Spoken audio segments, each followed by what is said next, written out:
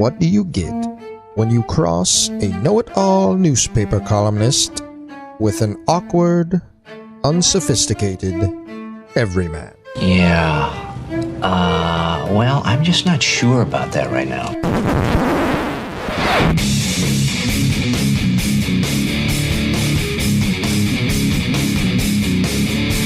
Welcome to Couch and the Rube. Welcome to Couch and the Rube, our Thursday afternoon show presented by our friends at Firekeepers Casino and Firekeepers Casino and Sportsbook app. Download the app today. Bet the NFL games, bet the college games, bet soccer, bet whatever you want. Or head on down to Dacey's Taproom and Sportsbook off I-94 in Battle Creek and get the in-house sportsbook experience, an awesome way to spend a Saturday or Sunday or any day. If you're a degenerate, just go there on a Tuesday and bet squash and Guam or something like that.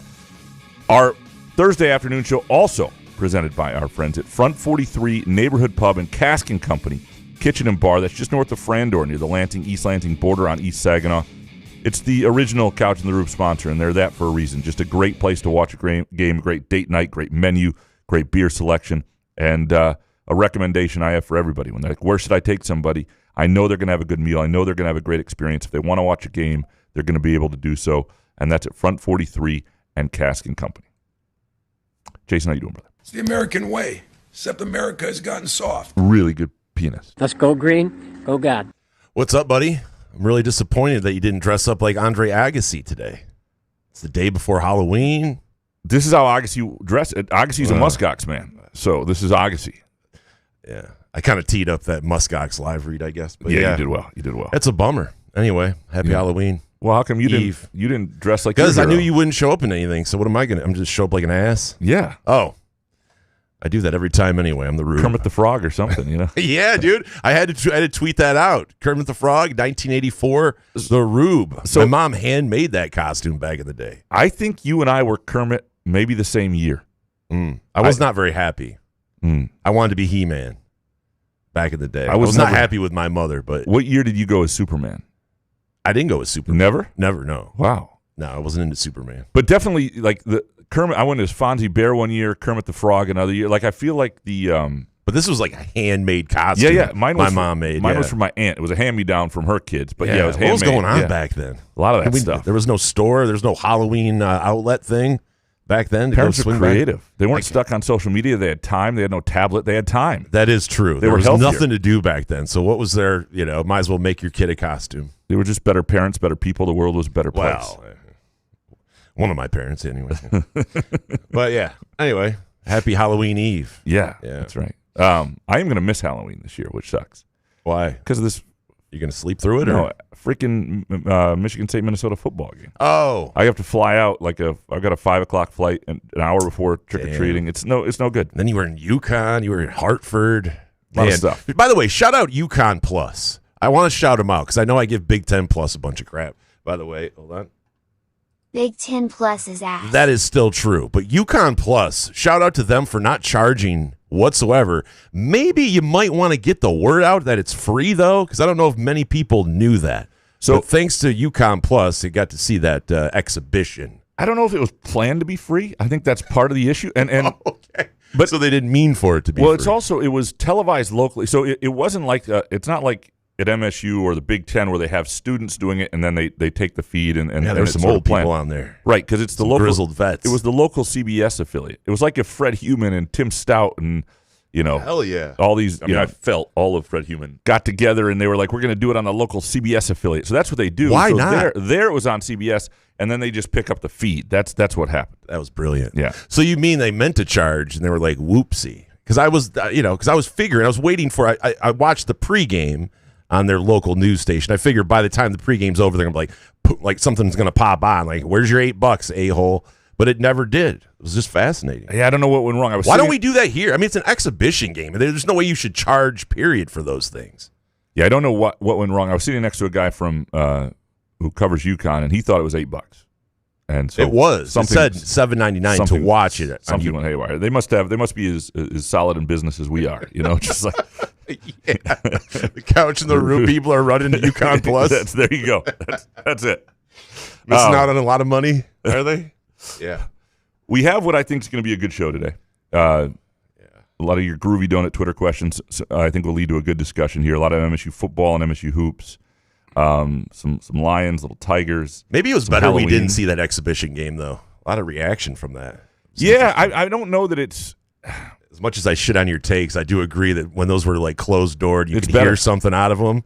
It was more, it was fun to have it on to watch some hoops, but I mean, the season's going to start in 8 days. But it just adds unnecessary angst in October to college basketball. Like, it just stinks. I mean, after one game. I mean, obviously, if you win the game and you play well, there's that opportunity. But you've got all these big games coming up that are showcase games, regular season games. Arkansas, Kentucky, North Carolina, Duke. Like, let those be the games. You got the games. You don't need.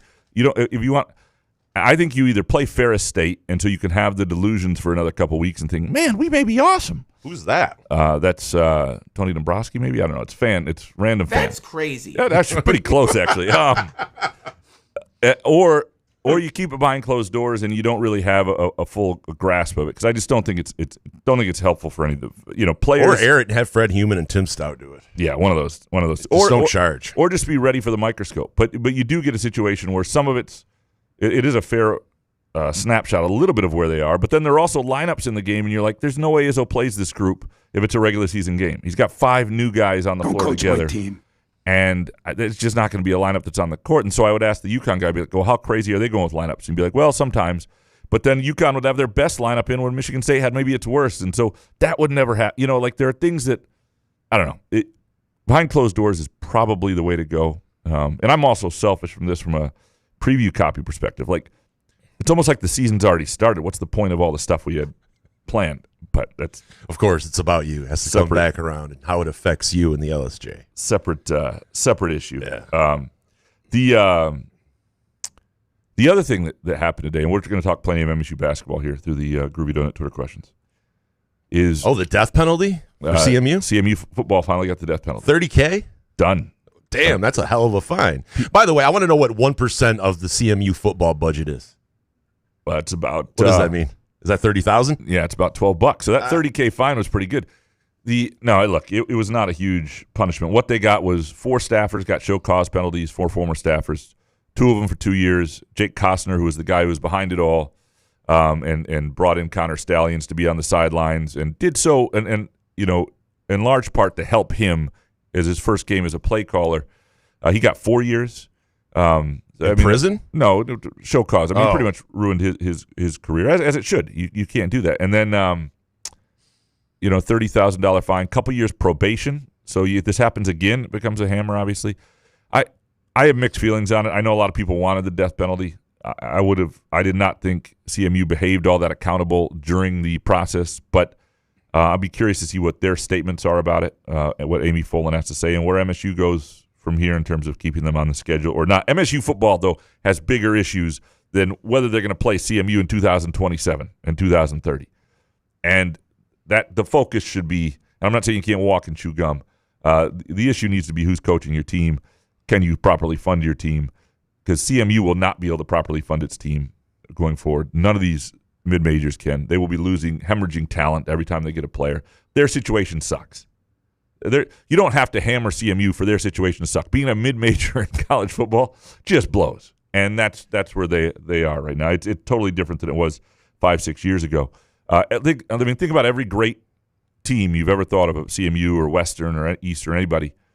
That team would not exist today. So there's that. No Antonio Brown? No Antonio. He would have left for and obviously he was like a 6th-round pick, so he wasn't that wasn't like Greg Jennings or some of the guys who were a little higher rated. But yeah, he would have gone to a high major at some point. You would have lost all the Dan Lefevre. Dan Lefevre doesn't finish his career at Central Michigan. Like, none of 2009 probably doesn't happen. None of this stuff. So I don't. It would be a totally different situation. Do you think there'll be a statement from the University of Michigan State today? I don't know. I don't think so. Not from Michigan State. There might be from CMU. Right. But I don't think there will be from Michigan. Man, No. that'd be awesome if Jay Batt came out and said something today. Man, that would be a nice push into firing this coach and getting a new coach. Jay Batt comes out in the FCMU. So the other thing we do usually end of week shows is we usually give our best picks. we will do that later when we have Harry Gagnon on. So look for that a little bit later. We'll do our picks presented by Firekeepers iCasino and Sportsbook app. You ready to dig into these Groovy Donut Twitter questions? Yeah, I guess so. Yeah, sorry. Right. We had somebody walking around the studio. We were both a little thrown off our game here. All right. Eric Schultz up first. Graham rightly talks about how Smith's issue isn't 38-13 to Indiana, but rather 41-14 versus Rutgers, 38-13 versus UCLA, etc.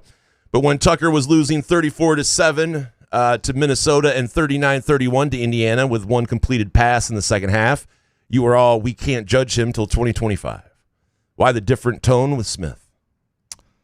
Couple things, and this is a fair, good question. One, obviously, I think things have changed even more clearly that you have to continue to show progress. Tucker had the one big year already, right? He had shown the ability. If early on there was that 2021 type season, not even to that degree, from Jonathan Smith, where you saw the ceiling was there, you'd say, well, you got to give this guy time to figure it out. And the way NIL works right now is just a lot more clear, number one. So I may have been a little bit off base on that. But I also think Tucker was recruiting for a while in a way that made you think, let's see what it looks like when his guys are in the program, where we haven't seen that with Jonathan Smith yet. And maybe that's not fair to Jonathan Smith. I don't think a lot of this is all that fair to Jonathan Smith. But, again, if Tucker's year after the COVID year, if Tucker's year 2 was this bad, granted, a little bit different time still, the COVID year as a first year isn't really all that fair. But if Tucker, turned around and went 4-8 after 2-5, or it had been a real, or year 3 had been in 2022 had been what it was after 4-8 in 2021, I think the conversation might have been different. So that's all it is. I think there were just more promising signs. You have to show promise, especially now, and we just haven't seen that. And Tucker had more juice. He did more juice to his program at the time. He did. Yeah. Eric Schultz, has Graham ever had a worse take than his Haller will get an ovation at a basketball game in a decade point from Monday? Holy God, Graham. The guy followed up the worst contract in the history of the sport with the worst MSU hire since Muddy Waters. His legacy isn't complex.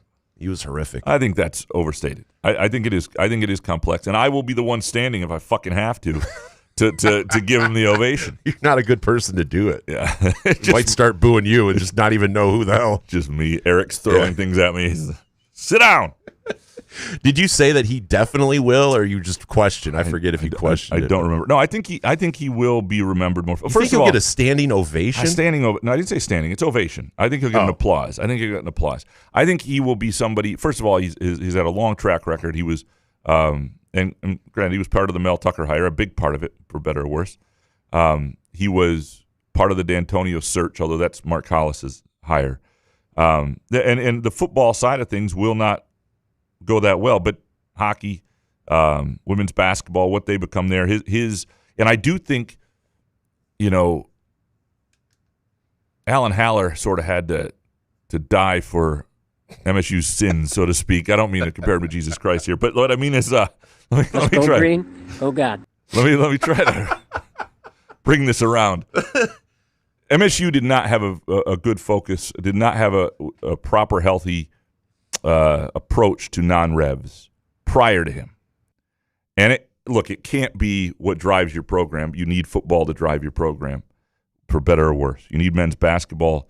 You don't need men's. You need football to drive your program. But you also should treat your non-revs in a certain way. You also should try to have good non-revs if you can. You should. And somebody, like, he came in and did that.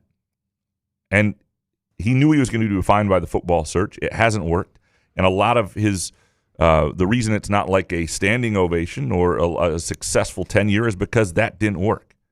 The way he went about it didn't work. The ultimate hire didn't work, even if I thought it was a decent hire at the time. But I think he's a guy who went to MSU. He played at MSU. He was a part of a lot of things at MSU, and he did some good things at MSU. And I think as time moves on, those things will be remembered. Do you think that they'll have to put his name up there, or they're just going to show him on camera? No, it'll just be like. And you think people will just randomly start applauding? It'll be like him on the big screen, and people will applaud. Alan Haller, or just show a picture, and people will applaud. I think so. 10 years from now. Please show Graham first. Eric Schultz. Is MSU's NIL the worst in the Big Ten? Is it bottom 3? If the answer to both of those is no, can we please stop with this Smith was set up to fail nonsense?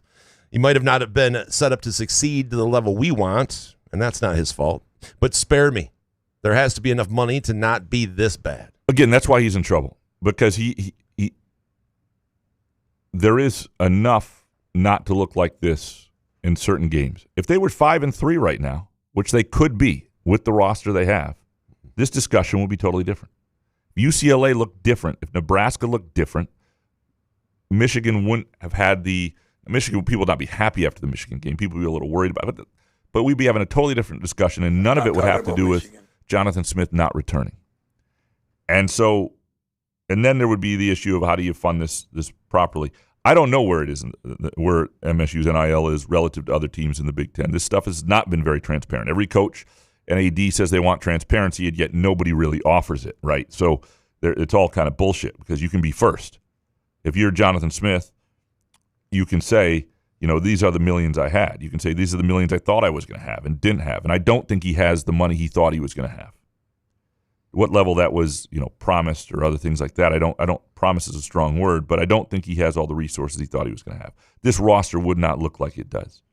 So, and then the way he was brought in without, I'm pretty sure he didn't realize that there was going to be a contingent of donors that just didn't want him. That said, he also hasn't, he's been the big fundraising things, and he's not somebody who grabs an audience, who sells himself when he's in a room, so to speak. And those things hurt you in this day and age and that role. So what about the next coach? If they see what happened to Jonathan Smith, obviously behind the scenes numbers, right? Like, would you want to come to a program like Michigan State if you know you're not going to have the money? Well, it depends on your options. There are only so many of these jobs. And I again, and did Smith just trust that there would be the money here and didn't say, hey, I need this from you guys? No, I think Haller probably told him we'll be able to do this. Haller thought they were going to be able to do this. And they, it still would have been, all of this was happening in this sort of transition moment too, where you're going from NIL to rev share. And they were banking way too heavily, I think, on the idea that rev share would solve problems, and they would be fine there. They'd have enough money ahead of time, and they were working to get to the money rev share wise, and I think I don't even know the exact total they got to. This is stuff that to some degree needs to be FOIA'd and looked into by people like me and elsewhere that we haven't done enough of, because I think this is where Matt Mancarini comes into play. Matt Mancarini. Matt Mancarini is Mr. a FOIA genius, right? Matt Mancarini should be making like $500K a year for some major organization doing this one thing, helping organizations put together proper FOIAs, because he can grab a FOIA log. I'm probably giving away a secret here he doesn't want to know. It's okay. Keep going. He'll look down at the FOIAs that have been sent in, FOIA requests, and he'll know where people made mistakes. He'll be like, oh, that they asked for that, they're not going to get that. Oh, they asked for that and this, they should have phrased it like this. It's his great skill. It's his greatest skill, and it's one of the best things we have by having him. But he can often. And if God is real, he'll call you later and go, Graham, why did you just give away my secret of the FOIA thing? I apologize. You weren't supposed to say that. I told you at dinner last week. We may have to cut that one out and fix it in post. It's a FOIA king. Dominic, do you want a cable provider that will give it to you straight? Try Xfinity's triple play package. For $149 a month, you could watch, listen, and read a sports columnist excuse Alan Haller's beta cuckboy bullshit, all because he went to Sexton and didn't look right through him. That just goes to show you that if you just don't look through Graham, he's going to love you and fight for you. If you talk to him, I'm just saying if you're one of the new head coach, just tell him that. Just do not look through Couch. Actually act like he's an athlete, and he'll love you forever. He'll defend you to the death. He might even call you God or something, Moses or something. You're not wrong. Let's go green, go God. Balky Bartakamus. With all the angst and complaints about MSU's NIL situation, one name I never hear mentioned is John Dykma. Wasn't he hired to be the NIL guru and expert? What's he been doing? Could be a good topic for a column, Graham. Yeah, it could be. FOIA. Ultimately, you need money to. You can be all the guru you want, but if you've got if you don't have the cash, it's tricky. And I think that's what they say at the LSJ too. Don't have that cash, can't do the story. There have been times $19.99 a month. Send it over. No, it's a fair question. There are a lot of fair questions over there right now about what they have, what their plan is, and because again, this Scores Act is not happening, and so how do you deal with that if people have double the rev share? If people have got 25 million, 30 million, some more than that, and you're playing with 15 million and struggling to get there. First of all, can you get there regularly? Which I think MSU will be able to, because they'll cut if they have to get there for football, and as they should, frankly. But you see now the situation with and we haven't talked about this, the new arena that was going to house volleyball and gymnastics and wrestling. That's not going to happen anymore, and that's a reflection of priority and I think that's a reflection of being worried you're not going to have the money to do the things you need to do in football. Nestle's Quick Hotel. Jason touched on this Monday, but how does this buyout not create a conflict of interest? Sure, if Smith had turned out, he would have made more in the long run, but given the circumstances, why knock himself out? He's still most likely toast and set for life. Well, if you're a competitor, if this is your career, if you have pride in this, you've built your whole life for these sort of opportunities. If you uprooted your family and a lot of other families and you brought in all this staff and you tried to create, I think he once described to me, they kind of brought a village with them. And all of a sudden, it's in peril. You're going to fight for it. It's not just about the cash. I mean, I think it's hard for a lot of us, and I don't blame any of us, when we're like looking at the amount of money he makes and will make in a buyout, not just to say, screw it, if we were doing this show and they said, you can keep doing this show, go on, or we'll give you $500K a month to not do the show. Deal. I don't know that we'd be back. How about for 1 month? I don't know we'd be back on Monday. I'll take the CMU deal, $30K. You put it in a duffel bag and ride around in a Jeep. Get it. This be the end of me. Moneybag, do you see the buyout being an obstacle that prevents MSU from firing Smith? A couple of Detroit media writers who have certain biases in the state had articles and tweets on Monday implying we're too poor to afford it. Yeah, I don't know exactly, and I'm just going to be upfront, because if I had it really well sourced exactly where they were financially, I have been told different things by different people, and people who are plugged in. I've been told that the money will not be an issue if it's time to do this. They will make sure that. I mean, they because in some ways it's just more costly to stick with something that isn't working. I've heard from other people that money is a real concern here, and so again, I don't know what's what exactly, and I do not think he's going to be back, though. I think they will figure out a way to get this done, but it's not a great situation over there. They're not, they're not. This is still a Big Ten university, revenue-wise, can bring in a lot more. They have a lot of things going for them. But it's not like times are great. Look at the universities at large. Look at the jobs that are being cut and the things that are being cut and the plans for cuts next year. Athletics has to do this on its own because of that. You cannot have, just from an optics standpoint, the university can't pitch in here. This has to be an athletics thing. Do you think they have Izzo, ask, Magic or some of the guys? I imagine asking Magic. What do you have to ask him, right? For some NIL? Well, I think by this point, money? You know what Magic is. Magic is not. Lansing a promise aside, but you know what I mean? Come on, seriously. Is Izzo talking to Magic? My understanding of Magic, and this is Magic's gift to MSU, and he's given a little bit of money here and there, but his gift will always be his time. And that's not nothing. For a lot of years in a lot of sports, Magic's affiliation with MSU, his willingness to talk to any team, to come in and stand at any function, to speak to donors, to do whatever, tweet. to be Magic. Yeah. Because Magic's personality is sort of the opposite of Jonathan Smith's, right? I mean, there is value in his personality. Yeah. And Magic will some similarities. Magic gives his time a ton and cares a ton. He is not somebody who is going to throw good money over NIL, over a running back, or over a JUCO offensive tackle. And you know what? To his credit, he's smarter than that. Yeah. I mean, frankly, none of this stuff makes a lot of sense. Yeah. Chris, my biggest concern I have with MSU football at the moment is the apparent lack of NIL funding, because from my eyes, the issue is more player skill than coaching. Do you feel paying Smith's buyout and hiring a new coach will resolve this? Is it solely the main donors dislike Smith, or is there more? Well, I mean, you can look at the top MSU guys from, obviously Greg Williams and Ishbia, St. Andre. Ayos. You can look at. Why do you always forget my boy Jim Ayos? Dan Gilbert. You can look at a lot of the, and Gilbert's not somebody who's given a lot lately, but at times he's given money. They have the money. It's not like there isn't money. It's the will. And then there's a lot of next tier donors. There are a lot of people who are in a sphere that if collectively can come up with a decent amount of money. One thing, it is not sexy. It is not sexy to, hey man, we need you for the buyout. That's like what does that look like? Yeah, that's not a fun thing to give to.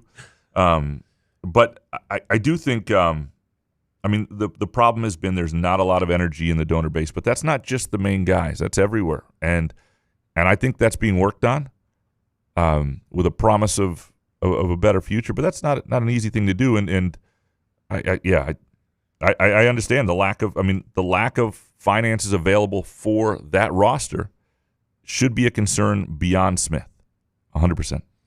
Izzo for Prez next. Will schools try to limit buyouts going forward? Will coaches demand more favorable buyout language and more guaranteed money? It's going to be interesting where this goes. You get some wild stuff. You got the Louisiana governor coming out saying the AD is not going to make the next hire at LSU because of the last 2 buyouts he's done to Jimbo Fisher and Brian Kelly at the school he's been at. Like, this is not, but isn't that guy an idiot or something? Well, he's not helping LSU. Let's put it that way. It doesn't make LSU more appealing when it's like, oh, good, the governor's involved in this now, and can't wait. The political whims of all this. It's not helpful. And but so beyond that, like, I don't know where the leverage is going to be. I don't know where it's going to go. I think for the time being, there will still be big buyouts and there will still be big salaries. I don't think it's going to look that much different, at least for the top coaches, because they've got leverage. And like which one? Which coaches have leverage now? Like Brian Kelly doesn't have any leverage. Like Brian Kelly's if done. he came to me and said, "Oh, you need this buyout," or his Jimmy Sexton or whoever his agent is. Like, I just think a lot of these universities need to put their foot down and, like, we're not going to do this going forward. Well, so and it's on the long contracts, the buyout. It's on LSU to do it. It's on Penn State to do it. It's on Ohio State to do it. It's on Michigan to do it. It's on Alabama to do it. And I'll tell you why. Because those are places where they'll still get a great coach, and they can still pay them a lot of money in the short term without a buyout. It can work there. If you're at a school like MSU right now and you make that statement, now maybe you're able to do it by finding a diamond in the rough. But if you make that statement intentionally, all you do is get a lesser candidate, most likely, and you lose football games and nobody gives a shit. If you make that statement at a big place, like that's where you can be a little more responsible and still get a great coach. I think if they want to do that. At some point we'll see, like, if the economy changes, if donor fatigue I think is real, like if all I don't know that all the money that's out there for all this stuff right now is always going to be there. I don't. But in the short term, I don't see this changing, at least with the top guys.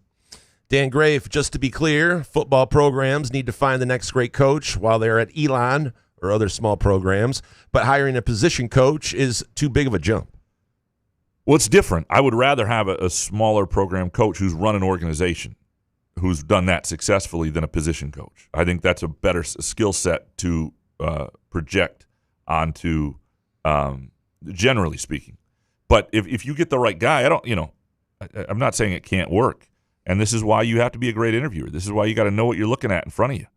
This is why you got to tell search firms you can only play so much of a role here. This is why you got to trust yourself. This is why you get paid money. I just think, generally speaking, though, yes, you're more likely to get a person with a skill set and experience and leadership qualities than you would from a position coach. But if the position coach you're talking about is Max Bulla and who's only been a GA and now is a linebackers coach, but happens to be ready and you believe it, then make that. Put your name behind it and do it. And if it doesn't work, you can get an ovation 10 years from now with Alan Haller when you're a citizen too. Dan, was Jonathan Smith promised things he didn't get? Example, NIL funds. I don't want to say promised because I don't know if he was promised. I don't believe he had the money he thought he was going to have for this last roster even. And I just don't. And So Haller told him something before he took the position, and then when he took the position. Well, and I think even once he got the position, this was an ongoing thing from you're talking about December 2023 and moving forward in that first year, and then a year and a half later. I think, or a year later. So I think they thought they'd be in a better spot. I mean, Haller sort of put the the bar on himself for what they had to do. He said, that they needed to be a top 6 program in an 18-team Big Ten. Like, that's what they should be. And financially, what that means is different than what they've been able to produce so far. All right. Dan, can we stop bragging about NIL rankings and athletic department rankings? There's no way to know the true numbers unless reported correctly. Yeah, that's fair. And it's also not smart to rank over bad business decisions. Or to brag over bad business decisions. Giving the NIL is not something to brag about. It's a bad financial decision in most cases. It does not speak well of your intelligence. If you're laying off your workers in another sector and you're giving $5 million for a running back, yeah, just F you. Like, if you got everything lined up and you're able to prevent hunger in your own community, you're able to take care of charities you want to, you're able to pay your business as it should be, you're able to grow the world, and you have leftover money that you want to spend, disposable income. LSJ? Well, I would love it if you help the. I don't have any money. Sorry. Disposable income on a running back or a JUCO offensive tackle, then go ahead and do it. Otherwise, screw you. Don't brag about it. Doesn't mean you're just not a good person. People should do what they want with their money to some extent, but there are a lot of better things to do than NIL. That's part of my problem with this whole thing. Is make sure to feed the children first. Yeah, I want to football second. Feeding children first. A lot of things first. Adam Blonde. Why can't we get transparency with the MSU athletic program on how much money is being used with NIL? Outside of some of the bonehead decisions by Smith, we can totally blame him for lack of talent on the team he has to work with if the money is an issue. Can we? Well, it's a fair question. I mean, part of it's because it's private money, but we should be able to see certain things through FOIA, and hopefully we can start to do that a little bit better than we have been. And now that there's rev share and what money is going toward that, and nobody is saying that. And maybe we get to a point where you have to see individual contracts with players. These are public universities, right? But certainly you should be able to see what's been allocated for a roster for players. That shouldn't be something that's hidden out there. It should be in plain sight. Ken Chu, do you think Izzo gave Magic a talking to after his tweet? Tweet? Which one? The one that was way out of character. About the football coach. Oh, I didn't see that one. I just thought it was like whoever wins Game 5 of the World Series is going to take. No, that was after. That was back over. In character. He basically said, "Okay, hold on. Let me give me some honk." Oh my God! Wait, Magic actually had a real. Did someone hack his account? I don't think. Did so. Matt C hack Magic's account? I am the passenger. I'm not talking about Michigan. And I ride. All right. He said, it's been hard for me to cheer for my Michigan State football team. They're 0-5 in the Big Ten. The offense is lacking imagination, and the team overall looks uninspired. All right. Then how is Smith still the coach? I mean, that should just be right there. I mean, what else do you need to hear? I mean, Magic is going off script, tweeting stuff about oh, man. If it's a moment of weakness or he's drinking or something, I'm going to call about a check for the Lansing Promise because I think there's an opportunity here. Yeah, it was out of character. It was surprising. It did not because right after that, it's like it's 2-2. The winner of Game 5 will have the advantage in the World Series. It's like, thank you, Magic. And you know it's what? It's going to be a beautiful day on my yacht. And we all appreciate Magic for knowing what we know. This Magic is true to himself. Magic's actual personality is. But it's a terrible bit. Like someone has to tell him the Twitter thing is a terrible bit, right? Like, can Cookie tell him, or maybe Izzo could tell him, right? Wouldn't you want someone if you were tweeting that way? Wouldn't you want someone to tell you, like, Graham, dude, seriously, why are you tweeting like that? I don't know. Is it his bit? It's. I mean, it's not a good bit. It's not funny. It's really just. It's become funny because it's unfunny. Yeah, but we're laughing at him, not with him. That's fair. Right? Like, it's just kind of. I mean, he's a legend. Like, I don't want to laugh at a legend. I mean, is he losing his mind? David P. With many of MSU's billionaires being tied up in pro sports teams, do we know what they're allowed to contribute to NIL? Can Ishbia give to the football team, but not hoops? Can they all buy a library so internal funds can be reallocated to athletics, or can they not give it all? Yeah, no, this is sort of like what they do with Texas and Texas school bonds and millages. When they want something in Texas, like say you need a new library for a Texas school district, they also attach something with the football program to the bond on the ballot, and it passes every time. That's smart. That is, in Texas, I heard at one point in certain districts there were rules where you could no longer pay the football coach more than the superintendent. They said, this is a little out of hand. These guys they're full-time football coaches who don't really work that much, and they're paying them $200K a year. We should pay the superintendent more. So what they did is, rather than lower football coaches' salaries, they just upped all the superintendent salaries. You know what I mean? They down there, good day to be a superintendent. Yeah, down there, they do not care about CTE. They would, CTE. You could have all the research in the world you want, and Texas mothers be like, "My child will have CTE. They're playing football." That's what they're. So the question though, sorry, this is a rough start for me here. I apologize. The question is whether the pro sports owners can give, and they can, and some of this changed, I believe, with the House settlement in terms of how they give. I mean, they could always donate to the university, whether it was direct for like an NIL collective was something previously that was tricky, but I believe so, and it's really a question of will and how they want, what they want to do. But this is rev share. You can give to the athletic department, which then shares the money, and can they give directly through some sort of NIL deal? It'll be interesting. I don't know if like Ishbia can take the men's basketball team and just pay for them, but you're not supposed to be doing that anymore anyway. So I believe they can give. Sparty Barb, was it the right move for the Lions to sign Hutchinson to a 4-year guaranteed $141 million deal? He's a good player, but these short-sighted contracts always come back to hurt Detroit. This Lions pass rush is average, and a contract like this says they're not going to invest in upgrading the defense. Sparty Barb, what are you talking about here? What are we talking, Sparty Barb? It's a great deal. You just don't like Hutchinson because you're Sparty Barb and he's a Michigan guy? No, I think there's a worry. It's a short deal, and it's below the average for a defensive end. It's higher in the guaranteed aspect, but a guy like Hutch and the numbers that he's putting up, and he's unbelievable. And if we can get someone before the trade deadline, because his cap hit next year is only for $10 million, so it looks like Brad Holmes is making a move.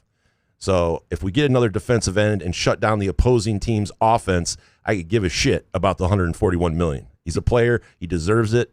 So I don't see any problem with it. I think Holmes has done a nice job of locking people up in this sort of, he's got money coming for, some of these guys are getting paid down the road. It looks like they're getting paid now, but they're still making their rookie money. So that helps with the window now. And I think you'll see some restructured deals. I think you may see Jared Goff have a restructured deal. You see that with quarterbacks all the time to help Jared Goff. Doesn't mean Goff's giving up money. It means they'll restructure it to help them, stay competitive. I think you'll start to see that. And there will be hard decisions. But they've drafted well, and you got to keep these guys. And I don't know. Will there be spots going forward where you're a little thinner? Yeah, but that's why you got to keep drafting well, because you do have to win with young players at some positions.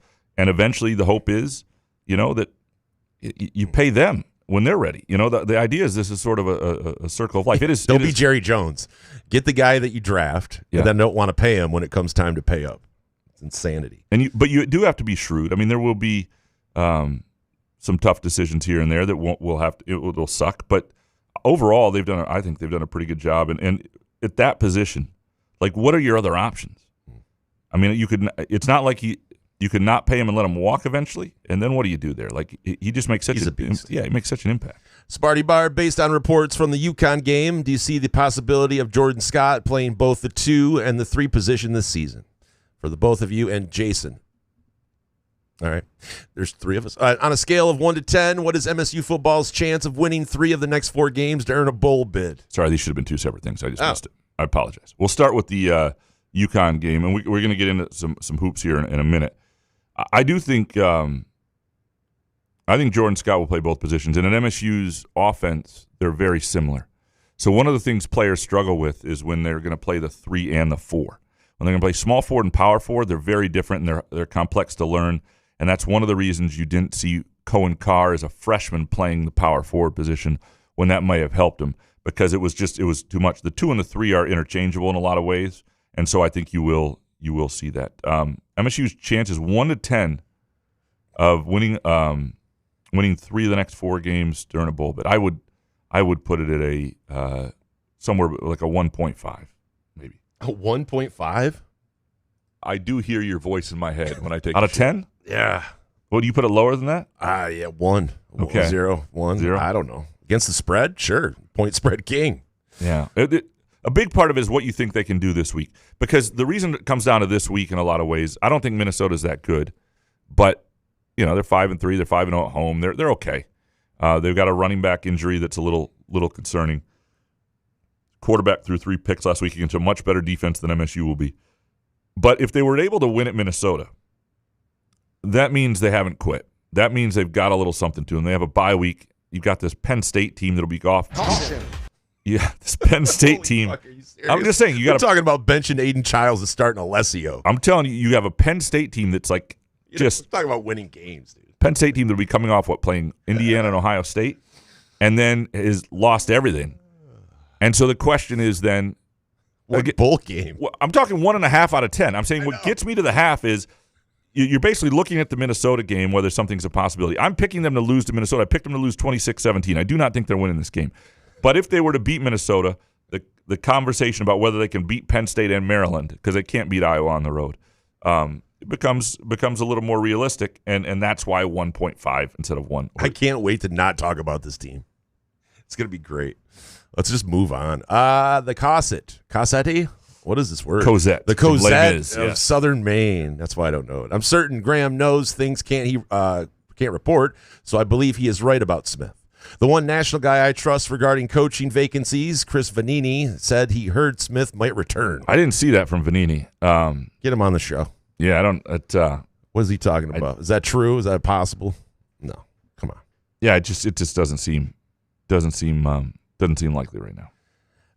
The Cosette of Southern Maine. Are we okay with Dan Mullen or Jason Candle since MSU will be the 10th best job available this cycle? You don't have to settle for the Toledo coach just because you might be the 10th best job available. You go find somebody who's, and again, you compete. You go out there and you compete why you're not the 10th best job. I'm not saying you're a better job than LSU, but you say, hey, people meddle up here. We've got our own issues, but look what they've got down there.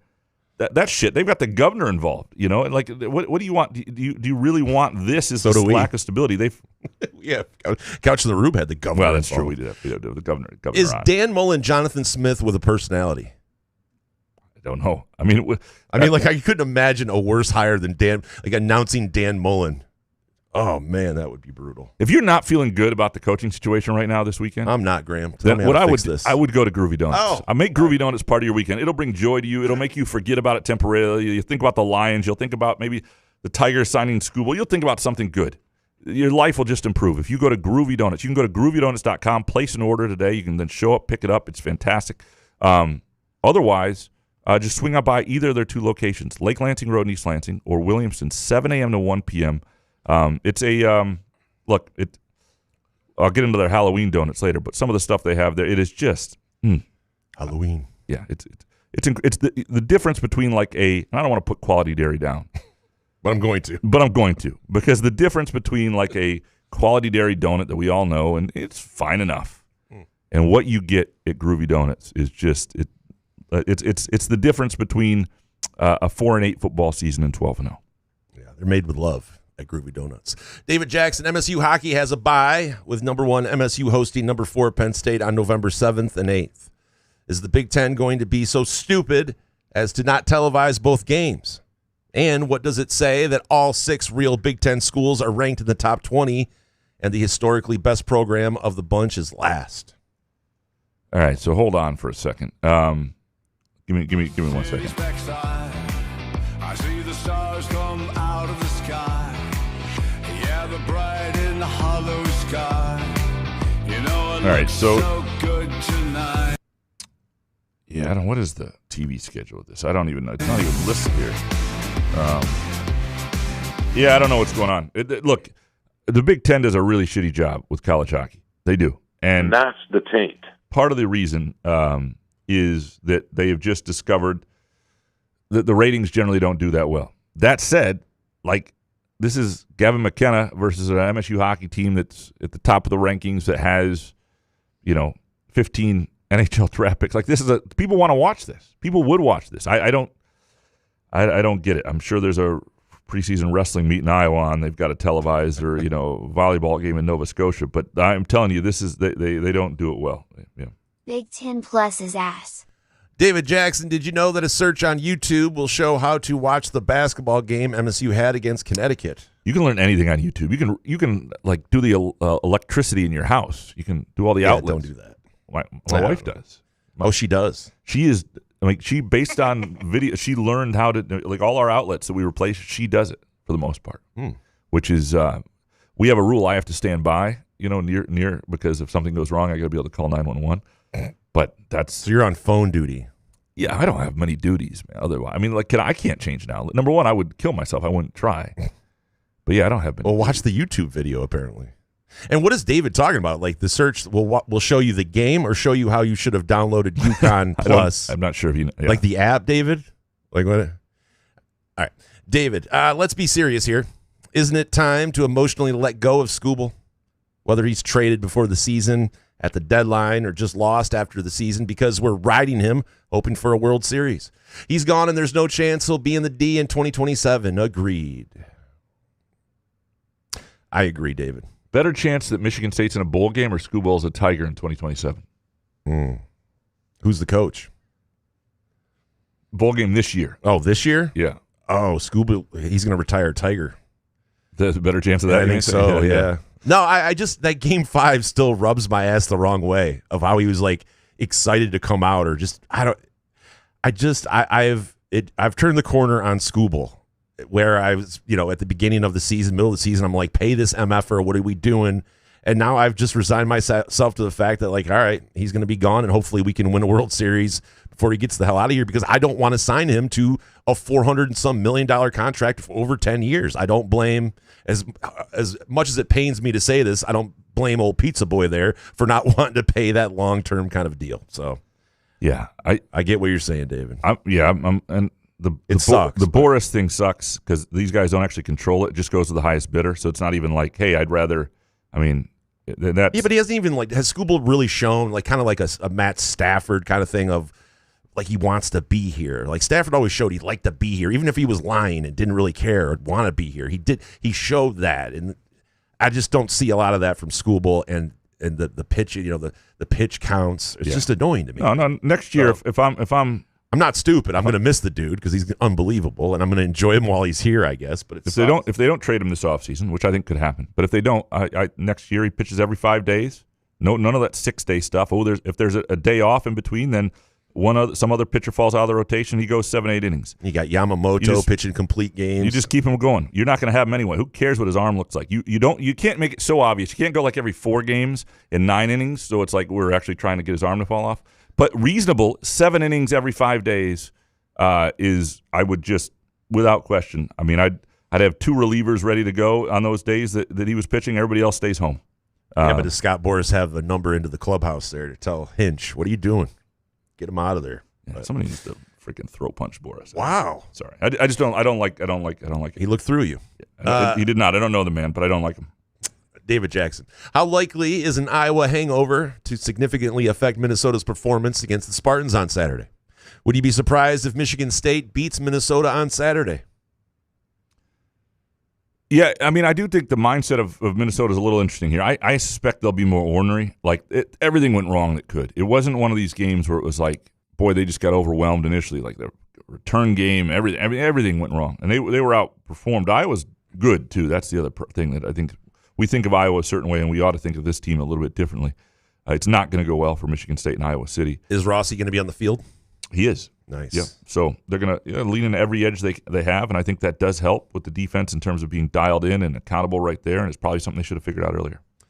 Craig Dodger next. How essential do you think it is that the next head coach really understands the rivalry? Someone with history at MSU or Ohio State, Hartline would be a great option in my opinion. I mean, understand that.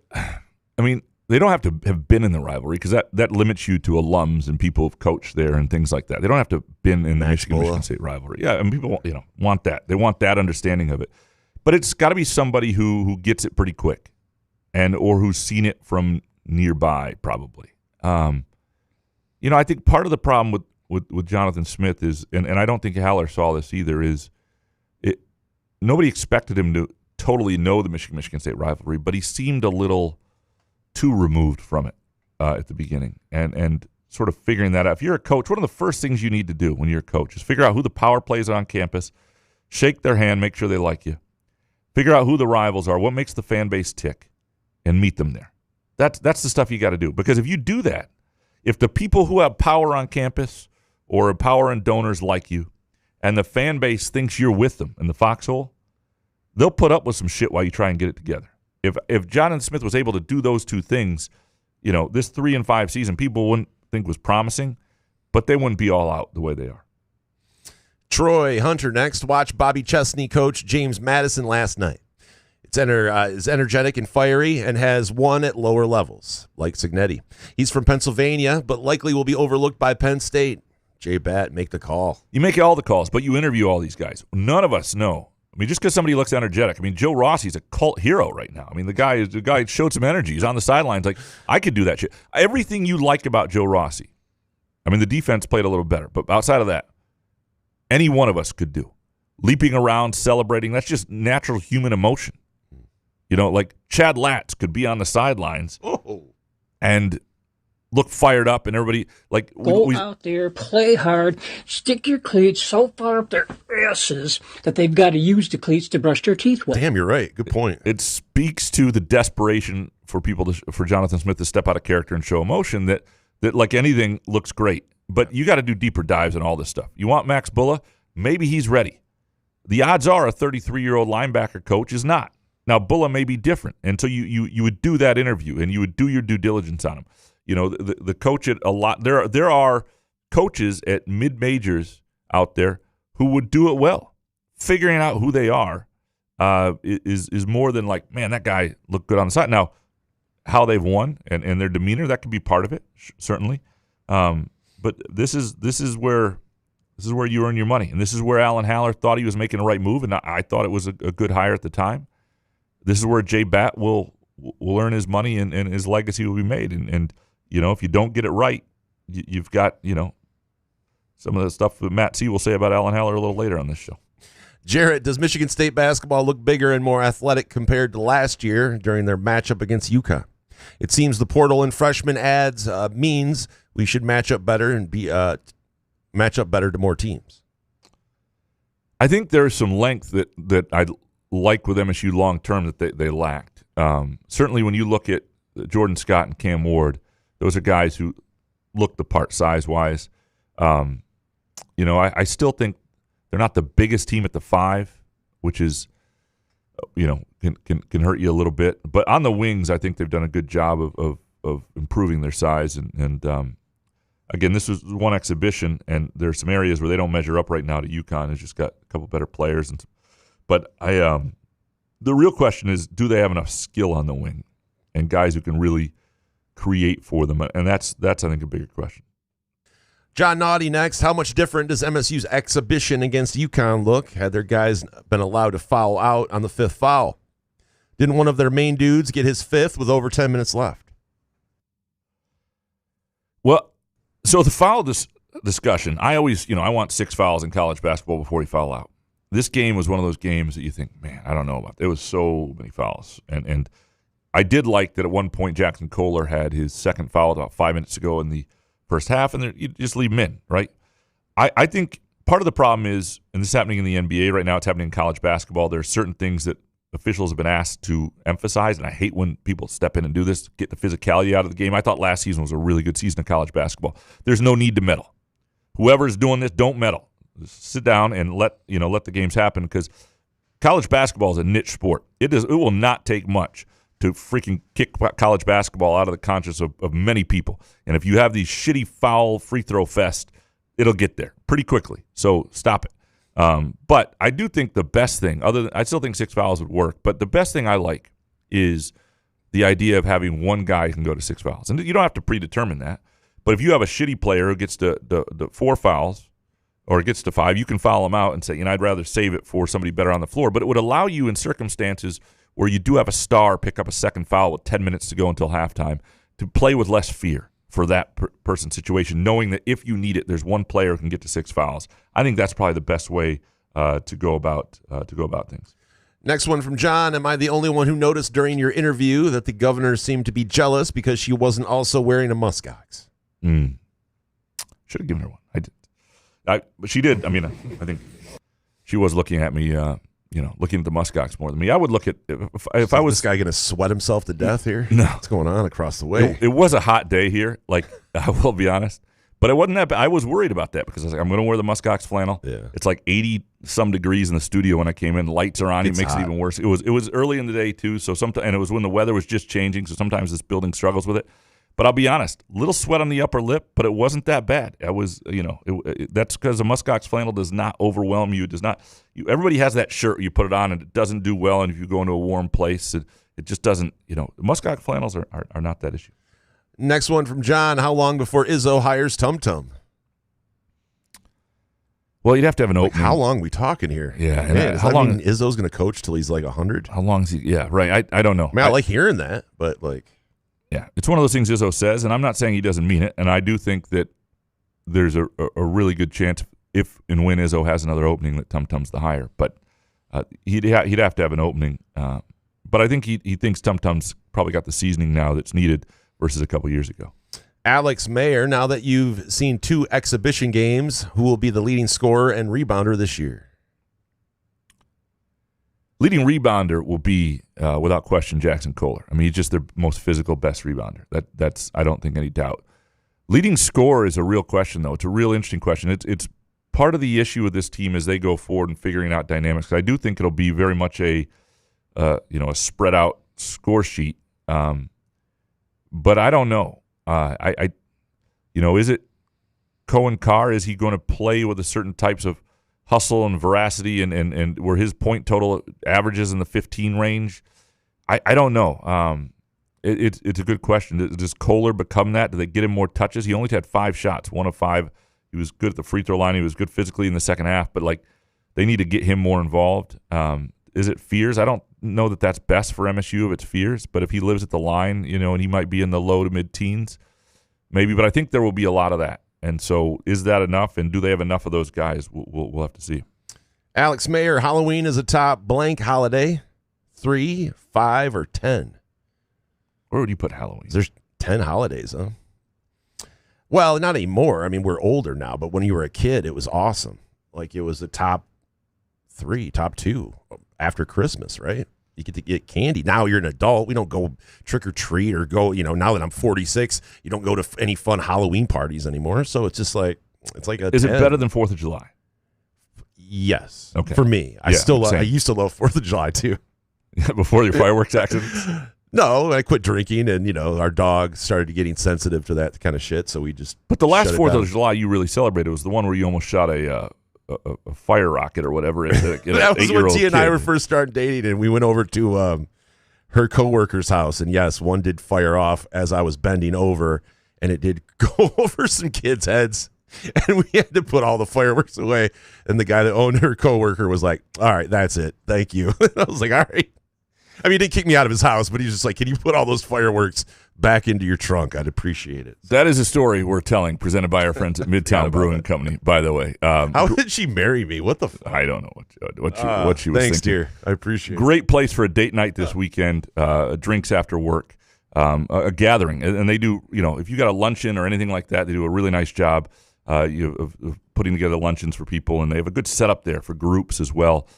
You go to Midtown Brewing Company on Facebook, check it out, give them a call, or just swing on by anytime. You will appreciate the beer selection and the meal as well. I would put it as a Christmas number 1. There's probably a number 2, but it's a top 3. Like we do a whole thing with our neighbors where they do their whole house great. There are other people in our neighborhood. Do you take their kids trick or treating? This weird neighborhood. We don't. We just.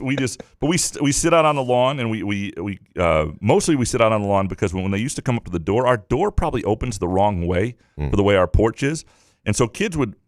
I had a couple like toddlers like falling into the bushes, and I would have to I would have to grab these kids. They were like falling in, and so now this neighborhood doesn't sound real. We sit out on the lawn and give a candy, and our neighbors decorate their house and they dress as witches, and then we drink and we have fun. And then right around the corner, the MSU gymnastics coach, Mike Rowe, lives. Good. And what's his real address? We might I'm just give it out. not going to give it, but they do their house fantastic. They have whole lights and ghosts and things moving, and it's unbelievable. It's really cool. It's a little Halloween. See, now bohemian. if I lived in that neighborhood, I would obviously not tell you what I do or where I live, and then I would. Yeah, that's a top 2 holiday for me incredible. if everybody gets involved. But we have no one obviously in Ovid that comes out. Yeah, that's why I'm a little disappointed. I got to fly to Minneapolis. I thought about trying to do the trip the day of, just because I'm disappointed to miss it. Like, it's something I look forward to all year. When I saw that schedule come out, I was like, dang. You can still check in on the Ring camera while the wife's giving out some candy. Not quite the same. Hey, guys. It's not. We have a ton more of your Groovy Donut Twitter questions to get into. And speaking of Halloween, make Groovy Donuts part of your Halloween. Snickers bar for them, Groovy Donut for you. Whatever it is. It's a good treat and a Halloween party as well. Go to groovydonuts.com. But we're going to have to talk to Harry Gagnon here. We're going to pick the games for this weekend, and then we'll come back and do more of your Groovy Donut Twitter questions. Couch in the Rube, our Thursday show, presented by our friends at Firekeepers Casino and iCasino and Sportsbook app in Front 43 Neighborhood Pub and Cask & Company Kitchen and Grill. Firekeepers Online Casino and Sportsbook is the site to play from your phone, tablet, or laptop. Get in on all the football action with pre- and in-game wagering. There's showdowns every week in football that you can't miss. Plus, the college and pro hoops are red hot, and the pucks are cool. Get your first casino deposit and sports wager matched up to $500 each. Terms and conditions apply. Must be 21 or older and located in Michigan. Gambling problem? Call the Michigan Problem Gambling Helpline at 1-800-270-7117. Where else can you cheer on your team? Enjoy a mouth-watering burger or savory sushi. Sip on handcrafted cocktails or one of 46 beers on tap. Take your game day or date night to Cask & Company Kitchen Bar or Front 43 Neighborhood Pub near Frandor. 2 amazing places with 1 awesome blended modern American Asian menu. Catch the game on one of 30 60-inch TVs or stop in for the all-you-can-eat lunch buffet. Enjoy happy hour or elevate your night out at Cask & Company or Front 43 on East Saginaw in Lansing. Ever wonder how comfortable you can be and how good you can look? Put on a Muskox flannel and find out. Muskox has new arrivals for this fall, including the Caper Green Grand Flannel, which even makes couch look good. Muskox is a Detroit-based flannel company that creates soft and durable flannels made to last a lifetime. They become a great partner with Couch in the Rube, not just because they make us look good and feel good, but because they're good people too, and a socially conscious company. For every $100 purchase, $10 is donated to the Alaska Wildlife Conservation. Muskox flannels are designed with 100% cotton that is ethically sourced and double brushed for softness. Feel the quality and comfort of a Muskox flannel by ordering at GoMuskox.com, where Couch in the Rube listeners can enjoy $15 off their flannel purchase with the promo code HOFF. Find Couch in the Rube podcasts on Spreaker, iTunes, iHeartRadio, Spotify, YouTube, Facebook, Google Podcasts, CastBox, and the Rube's favorite podcast addict.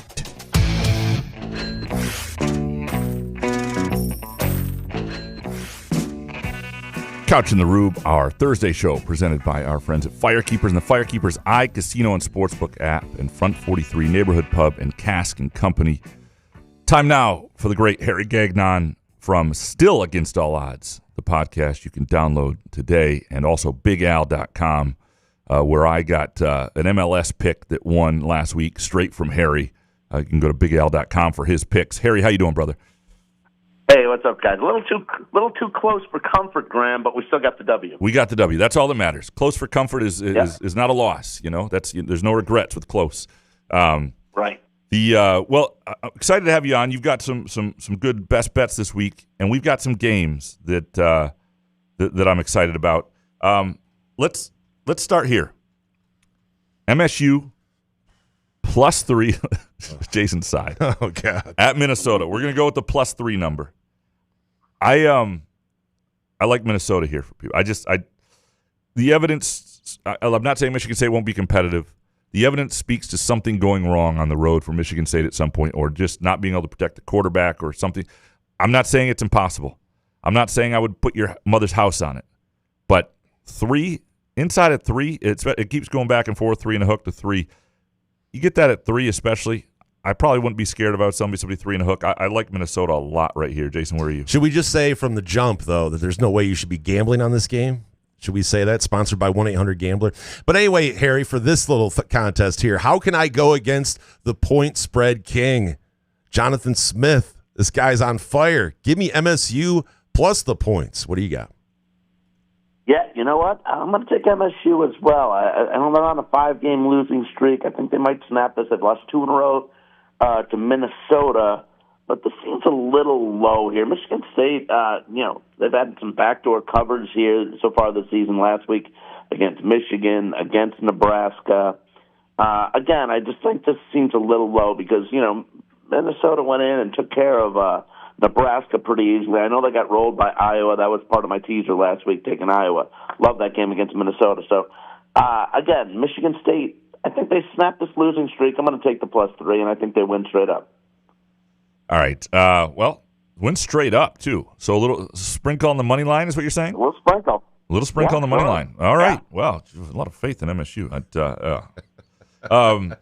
Says the guy that covers the team over here, huh? Come on, be positive. Purdue plus 21.5 at Michigan. It's a big number for a Michigan team that has some limitations offensively. Purdue's not awful. They're not good, but they're not we've seen awful Purdue.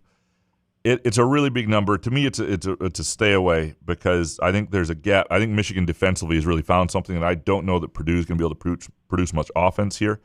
So I can see a result that's 30-7 or something like that. But I'm going to take Purdue here. I think 21 and a hook is just a little too much for a Michigan team coming off a rivalry that it's got bigger games ahead that'll get the job done. But they've done a lot of this getting the job done without covering stuff. 21 and a half to me is a little too big. Jason, where are you? Yeah, this game, another one that stinks. Why are you putting these on here?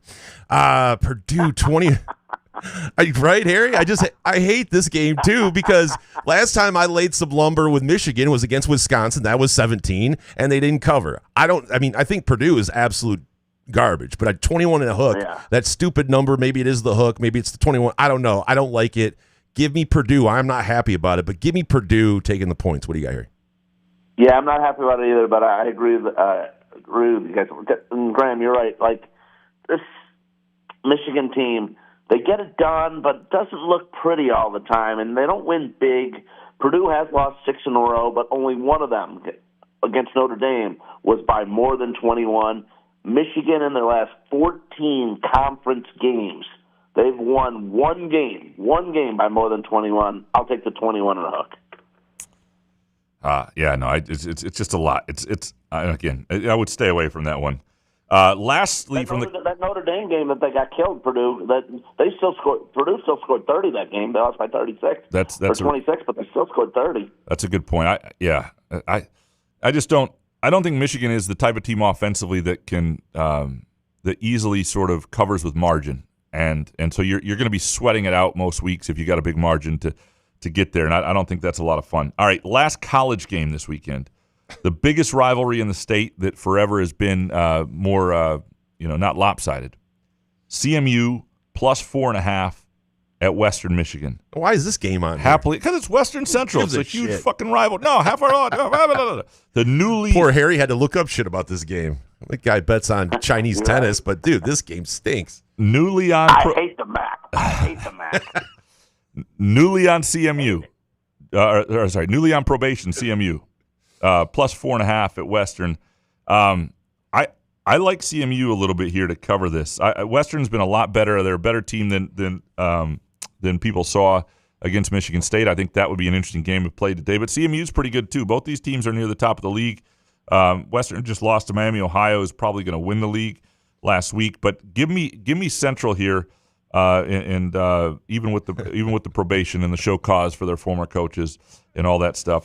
Plus 4.5. I like it a little bit. Where are you, Jason? I'm at nowhere. Fuck CMU. They should have gotten the death. Well, they kind of did get the death penalty for a MAC school.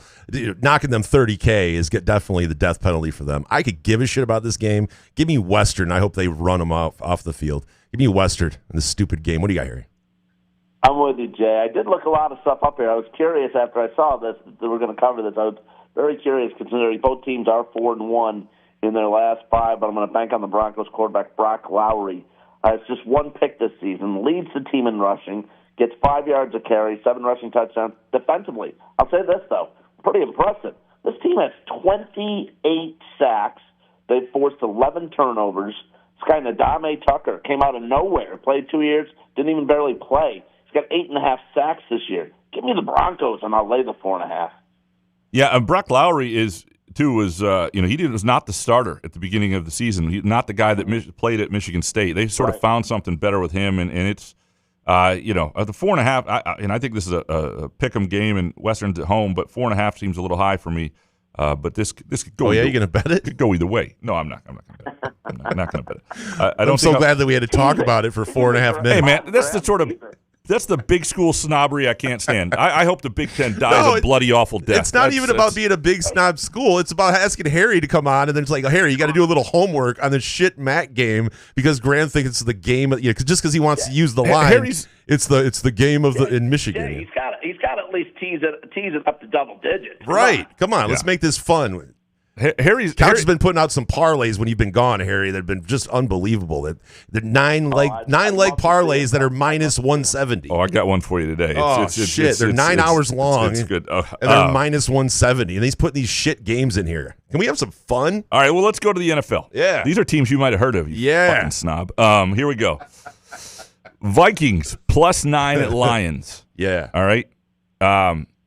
This is a big number, and it's in Detroit, and the Vikings now going back to J.J. McCarthy at quarterback because their other guys are just out. It would have been interesting if that injury hadn't happened. 9 is a huge number here. The Lions, unlike Michigan football, are a team that can cover with margin, and It's such a big number. I think I'll include it in teases. I think if I can get that down to 2 some places, I like it a lot, and I think they'll probably cover this. Like I wouldn't take the Vikings in this scenario. It just feels large for what I think still a pretty good Vikings defense. Give me the Lions for these purposes here. Jason, where are you? See, now I don't want anyone to take this the wrong way. I don't.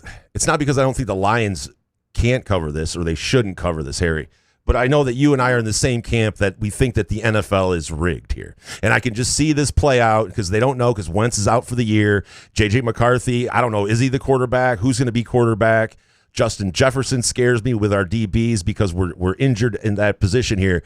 I'm just saying as far as the 9, it just seems heavy to me. And if I were to gamble, I'm not gonna take the 9.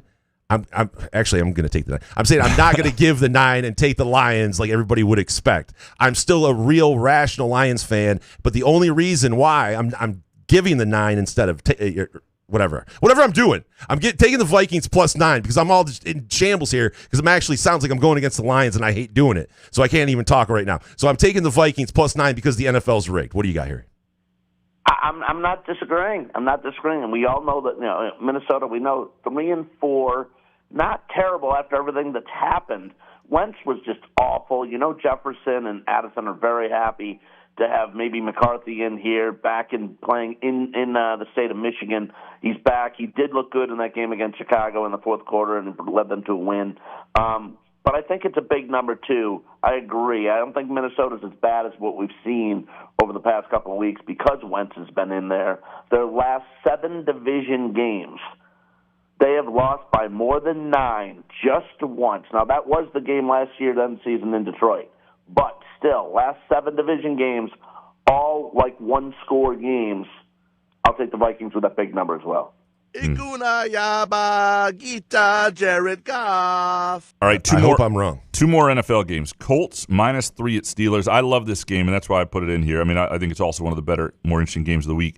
Steelers have impressed me that they've kept this up. The Colts are just better than them. And I think the Colts' offense will be too much. I don't think the Steelers will be able to keep pace. If it goes over 3, I'd stay away from this. But at 3, I really like it. -3 even on the road. Give me the Colts. Jason, where are you? I think I like it more than you because I'd go -6.5 Colts. I think the Steelers are overrated. I think Aaron Rodgers is overrated. I think Mike Tomlin is overrated. The Steelers secondary stinks, and I think Daniel Jones, even on the road, is going to beat the Steelers, cover the spread. What do you got here? Everything you guys just said on this game is 100% correct. 100% correct. But you know what? I don't know why. I'm taking Pittsburgh. What? Jesus. I agree with you guys 100%, but I'm going after what Pittsburgh did in the second half on Sunday night against Green Bay, laid an egg, then got rolled. The Colts are just rolling everybody at 7-1. The point, they're +116 in point differential. It's just too much on the road here. I think something weird happens. Pittsburgh covers. And I have no reasons for liking Pittsburgh.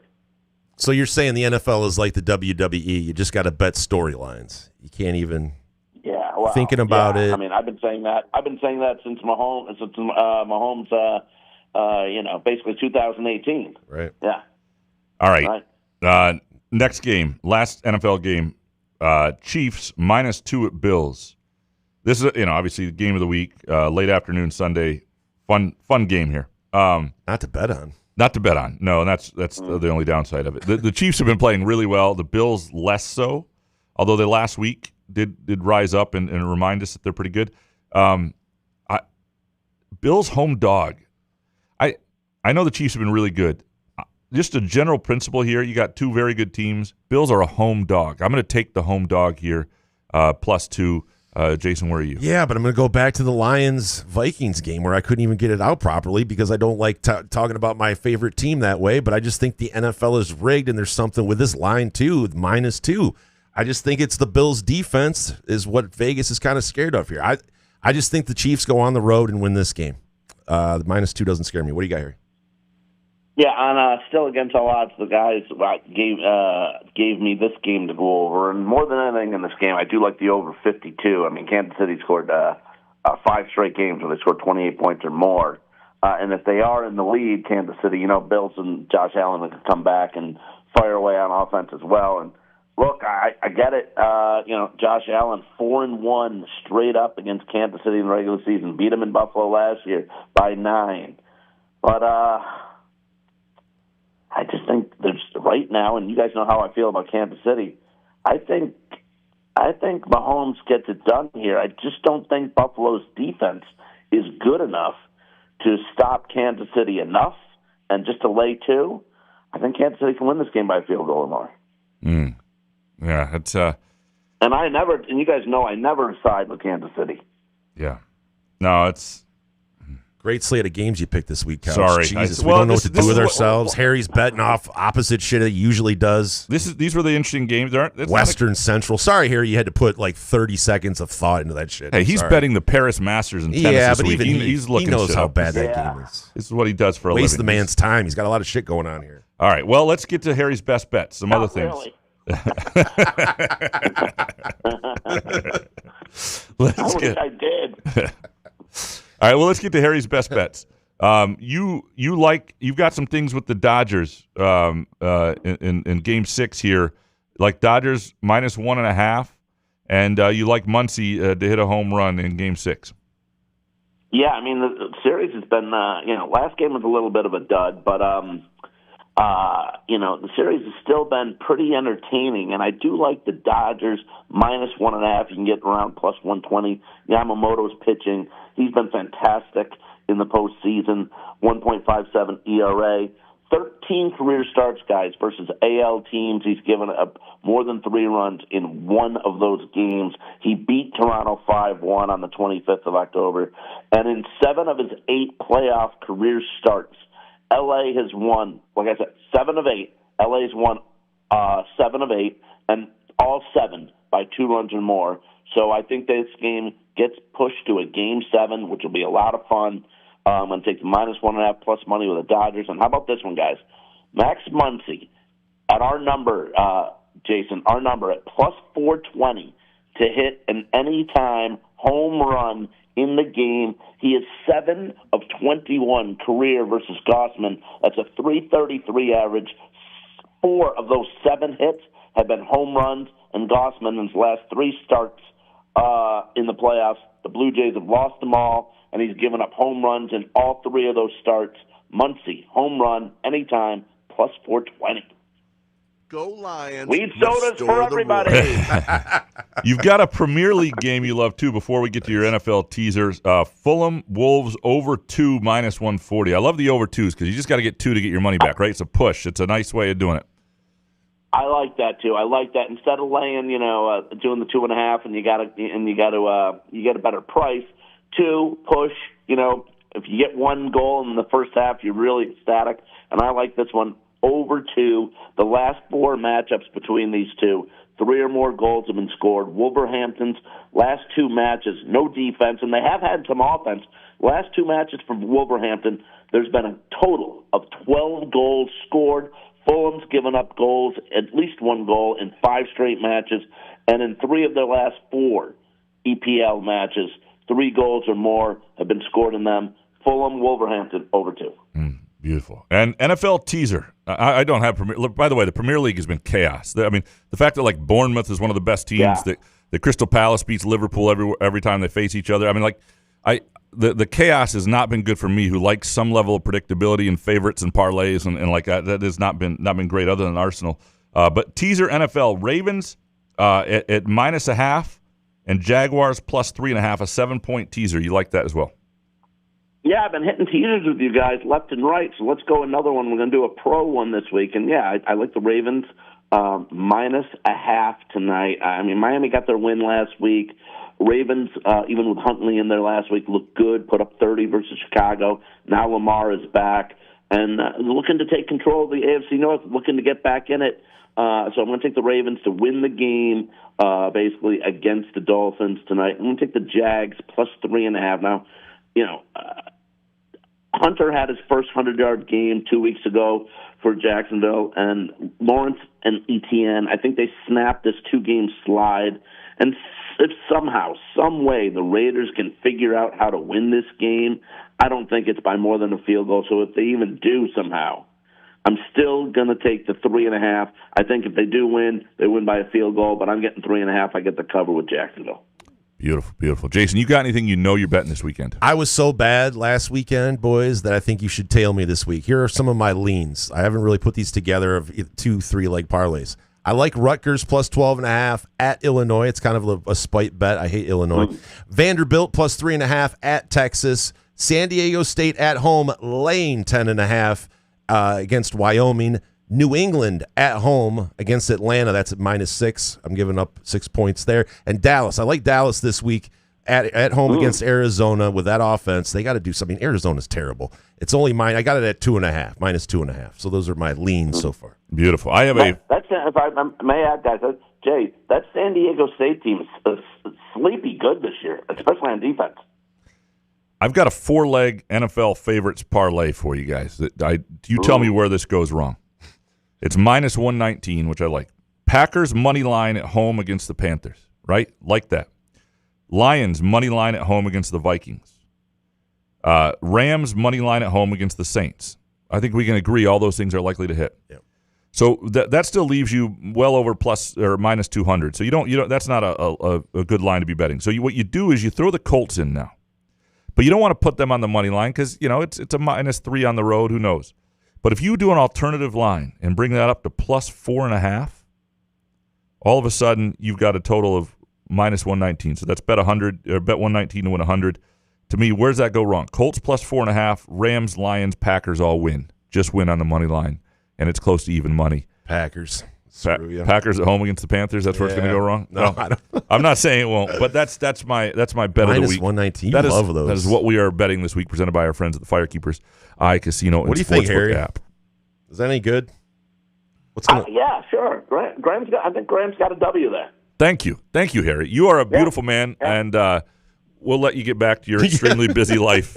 And we appreciate you, man. I'm still trying. I'm still trying to figure out the weekend games here for BigAl.com. I'm trying to figure some stuff out. Yeah, no, and I would recommend people who haven't done it. If you go to BigAl.com, you can find Harry's picks. The other people have picks there. You can subscribe. Like create an account. I did that, and boom, I get Harry's top picks and won an MLS game the other night because of it, and so it's a great way. Throw Couch's parlay on there as one of your picks, Harry. Well, you can have it if you want it. I don't know if -119. If it goes wrong, blame Harry. That's what I would. That's what I would say. You're beautiful. Also, guys, if you listeners out there, everyone out there wants to get listen to a nice interview, me and our host Joel Solomon this week on Still Against Our Odds on the latest episode. We had a nice interview, new book for Tim Hardaway Sr. out there, the ex all All-Star and Hall of Famer. We had a great interview, and he's a Chicago guy. We talked Chicago. We talked Chicago pizza. He told me where I'm supposed to be going to Chicago in a couple weeks. He told me where to go for pizza. So good stuff with Tim Hardaway Sr., too, if you people are interested. Nice. Beautiful. You beautiful, beautiful man. All right. It's still Against All Odds. You can download the podcast wherever you get your podcast. Where you get this podcast, most Thanks, likely. guys. Appreciate you, man. Talk soon. We will take a quick break. We got more of your Groovy Donut Twitter questions to get to. We'll do that next. Couch in the Rube, presented by Firekeepers and the Firekeepers iCasino and Sportsbook app, and Front 43 and Cask and Company. Firekeepers Online Casino and Sportsbook is the site to play from your phone, tablet, or laptop.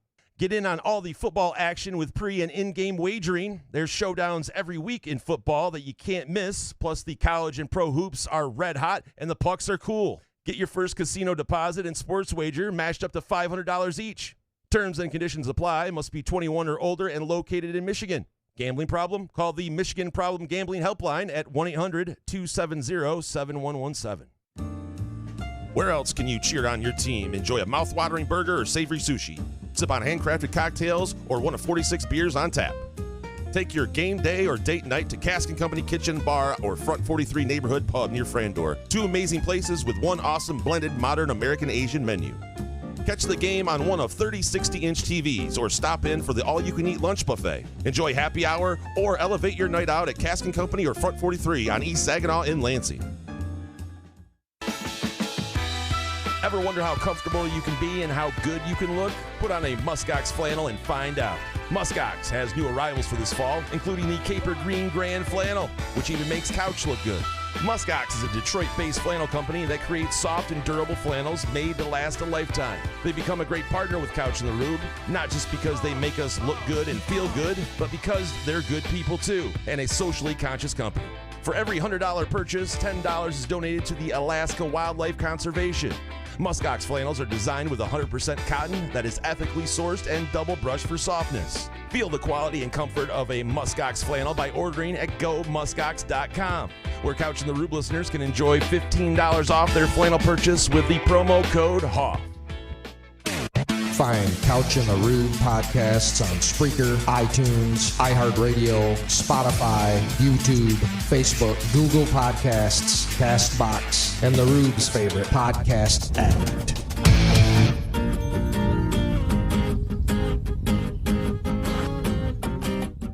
Couch in the Rube, our Thursday show, presented by our friends at Firekeepers and the Firekeepers iCasino and Sportsbook app, and Front 43 Neighborhood Pub and Cask and Company Kitchen and Bar. Unbelievable place for a date night or to watch a game. And just look, if you've never been, and I think many of you have, it's worth your time. That's just north of Frandor, near the Lansing, East Lansing border on East Saginaw. Back to your Groovy Donut Twitter questions. Scott, you next. Is Tang's struggles a confidence issue similar to Jaden Akins last season? The downside is Tang is also struggling on defense. No, I think they're different because Tang is a sophomore who's starting his second game, who's just figuring out what he's going to be as a college basketball player at this level, where Akins was in a situation where he was trying to become a star and he wanted to be a star. I think what happened with Akins last year at the beginning of the year is much more similar to what happened with Cohen Carr in this game, where you had a moment that was, a big showcase game and Cohen Carr wanted to show he's the guy, but he's not somebody like Akins who can just take over a game. Athletic doesn't quite have the skill to do that in certain ways. The way Cohen Carr is a star, the way he's the best player on the court is when he's everywhere, when he's after every rebound, when he's in transition. And they didn't have many transition opportunities, but if he had been after every rebound and he didn't get any rebounds till late in the game, I think it looks different. And then, they got to find ways to make sure he gets shots in the corner. He's got to get a couple threes up a game minimum. He's got to, and then they've got to get him headed toward the basket, get him the ball on the drive, headed toward the basket, get him, lobs and things of that nature, and let him let the game come to him a little more. He's not somebody who's real good when he forces it. Scott, any chance Jordan Scott fits in at the 2 as the season progresses? He does all the things Izzo defends well, high effort, and has a high basketball IQ. Makes a lot of the right basketball decisions. Does it seem like Izzo trusts or likes the other 2 guys at the spot? No, Izzo said that spot's a concern. Izzo's figuring it out. He doesn't know what he has. I think Tang was the returner who played well enough in the preseason to earn the start at the beginning. He has not played well enough in the game so far, and there's been exhibitions, mind you, but and then you've got a transfer in Trey Fort who's got experience, so they sort of know what he is, who'd struggled with some defensive stuff, but those two are going to be part of it. I think coming into things, they thought Jordan Scott may be a year away, but like last year with Jace Richardson, and this is not me comparing Jordan Scott to Jace Richardson, but last year we didn't really know what Jace Richardson was. They didn't know 100%. The games start, and you're like, huh. And Jordan Scott clearly has a fearlessness to him, a grit to him, whether he can make enough shots and whether he's ready to be a playmaker at the two. But he's going to have a role if he looks like he did against UConn. There's no question about it. And so where that is and how much that is, I think will depend on him continuing to do that, but also what Kurt Tang is. I don't think Izzo knows. I think this is going to be one of the great questions of the next month is can he find some consistency in production at that position? Professor, which MSU 2 guard ends the season with the most minutes? Right now, it's really easy to say it's not Kurt Tang. I'm not willing to give up on Kurt Tang. I think there's some defensive concerns there, but I think he has a sweet shot. And MSU is won and played well with guys who had some defensive limitations, who had sweet shots throughout time, even under Izzo, before Izzo. He's got to make threes, and he does have a sweet shot. We saw it a little bit against Bowling Green. I've seen it in practice many times. It is as pure as you'll see. So all that said, I think the most minutes probably wind up slightly to you know what? I'm going to stay with Kurt Tang right now. I thought it was Kurt Tang before. I'm not going to let the exhibitions games tell me otherwise, but he obviously has to play better. He's a bull in a china closet. Professor, are you dressing up for Halloween? Are you dressing up for Halloween? We talked about it. Teresa and I, we were going with my nephew and my sister to take him out, and we wanted to dress up as, like, there's this new trend. Like, I don't know, the kids say 6'7" as it's like something. So we were going to wear a 6 and a 7. What does it mean, though? It doesn't mean anything. But apparently the kids are over it. Like, it's not even. We were just going to be like adults ruining what kids think is funny. But why is it funny? It's some like rapper who said 6'7". It just became a trend. It meant nothing, gotcha. right? So we didn't. You're like, I don't know. But you might not do it because, like, I guess the kids don't, like, they already hate it. They're old because they know when people catch on, like the old farts like us. When we catch on, it's probably past them, so they're not going to care. New rule for kids. Like, if you're going to have a trend, it has to last long enough. It has enough staying power that adults can enjoy it for Halloween. Shut up, old man. I don't want to hear your shit. By the way, can you imagine Couch trying to tell kids? God. Oh my God! Listen here. Whatever you're doing for Halloween, make Groovy Donuts part of your Halloween plans. They've got Halloween donuts through this Sunday. Frankenstein donuts, caramel apple monsters, jack-o'-lanterns, ghosts, a bunch of, all sorts of assortment. You can check them out at groovydonuts.com. Swing on by either location, 7 a.m. to 1 p.m., Thursday through Sunday, and make them part of your football weekend, your Halloween weekend. If you're having a Halloween party, Groovy Donuts is here for you to make it memorable, and also has the goods to be as festive as you need to be. I don't know what the hell that meant. I apologize to Groovy Donuts. That was not one of my best moments. Just Groovy Donuts is better than the live read about Groovy Donuts. You know how we feel about them. Anybody who's ever had one, there's like no bad review of Groovy Donuts. It's incredible. It's joy. It's the best thing in life. Max Spade, how would you compare the talent of MSU men's basketball to Michigan, to Purdue? What does MSU have to do to maximize its talent like it did last year? Yeah, I think Purdue is given the experience and the talent they have, the best team going in. And Michigan has quite a bit of talent, but they've got some. It's hard to know because I haven't seen the exhibitions with these games. I haven't seen them play, how it fits together. So I don't know to that. To what they have to do to maximize the talent is they've got to have guys. First of all, it's got to be there's got to be a selflessness to them, and they had a little of that last year. And I'm not saying guys don't have egos, but and then they've got to have, to me, they've got a lot of guys who are good players, who can be very good players if they're put in the right spots. The coaching staff, the point guard, Jeremy Fears, all of them have to work to maximize who Cohen Carr is, who Jackson Kohler is. Like, that needs to be a big part of the operation. I still believe they can be a very good team, but those sort of things we didn't see in the UConn game. And UConn's as good as anybody they're going to play, but that needs to happen. Scotty Green's El Camino. Is Izzo the great white shooter killer? Seriously, how many highly touted white shooters have not lived up to the high school hype under Izzo? Here's a start. Russell Bird, Foster Lawyer, Jason Klein, Chris Wyszynski, Kenny Kaminsky, Austin Thornton, Chris Hill. Halfway. Yeah, well. That's what he says on here, halfway. Yeah. This is an argument just not to recruit white people. I don't really understand. I really wouldn't if I was a basketball coach. It's a big argument. You make sure they have enough swagger to get over it. Kirk Mans could still shoot. That was before this time. Austin Thornton was more of a preferred walk-on. Kenny Kaminsky, and I think he had some good. I thought he was going to be really good for them. Wyszynski, it was not. He was not even brought in to be the shooter though. Wyszynski was brought in. This is going way back now to replace Ken Redfield. It was Andy Pennick, who transferred like 3 or 4 times in and out of the school, who was brought in to replace Kirk Mans and be a shooter. But your point is taken. MZA, what does Izzo's ideal 26 recruiting look like, and what does it actually end up being? Full breakdown, Grant. Yeah, I mean, I don't know what it'll wind up being. I don't think they know. I don't think anybody knows that right now. They do have give me some Hoff real quick. I want to pull something up.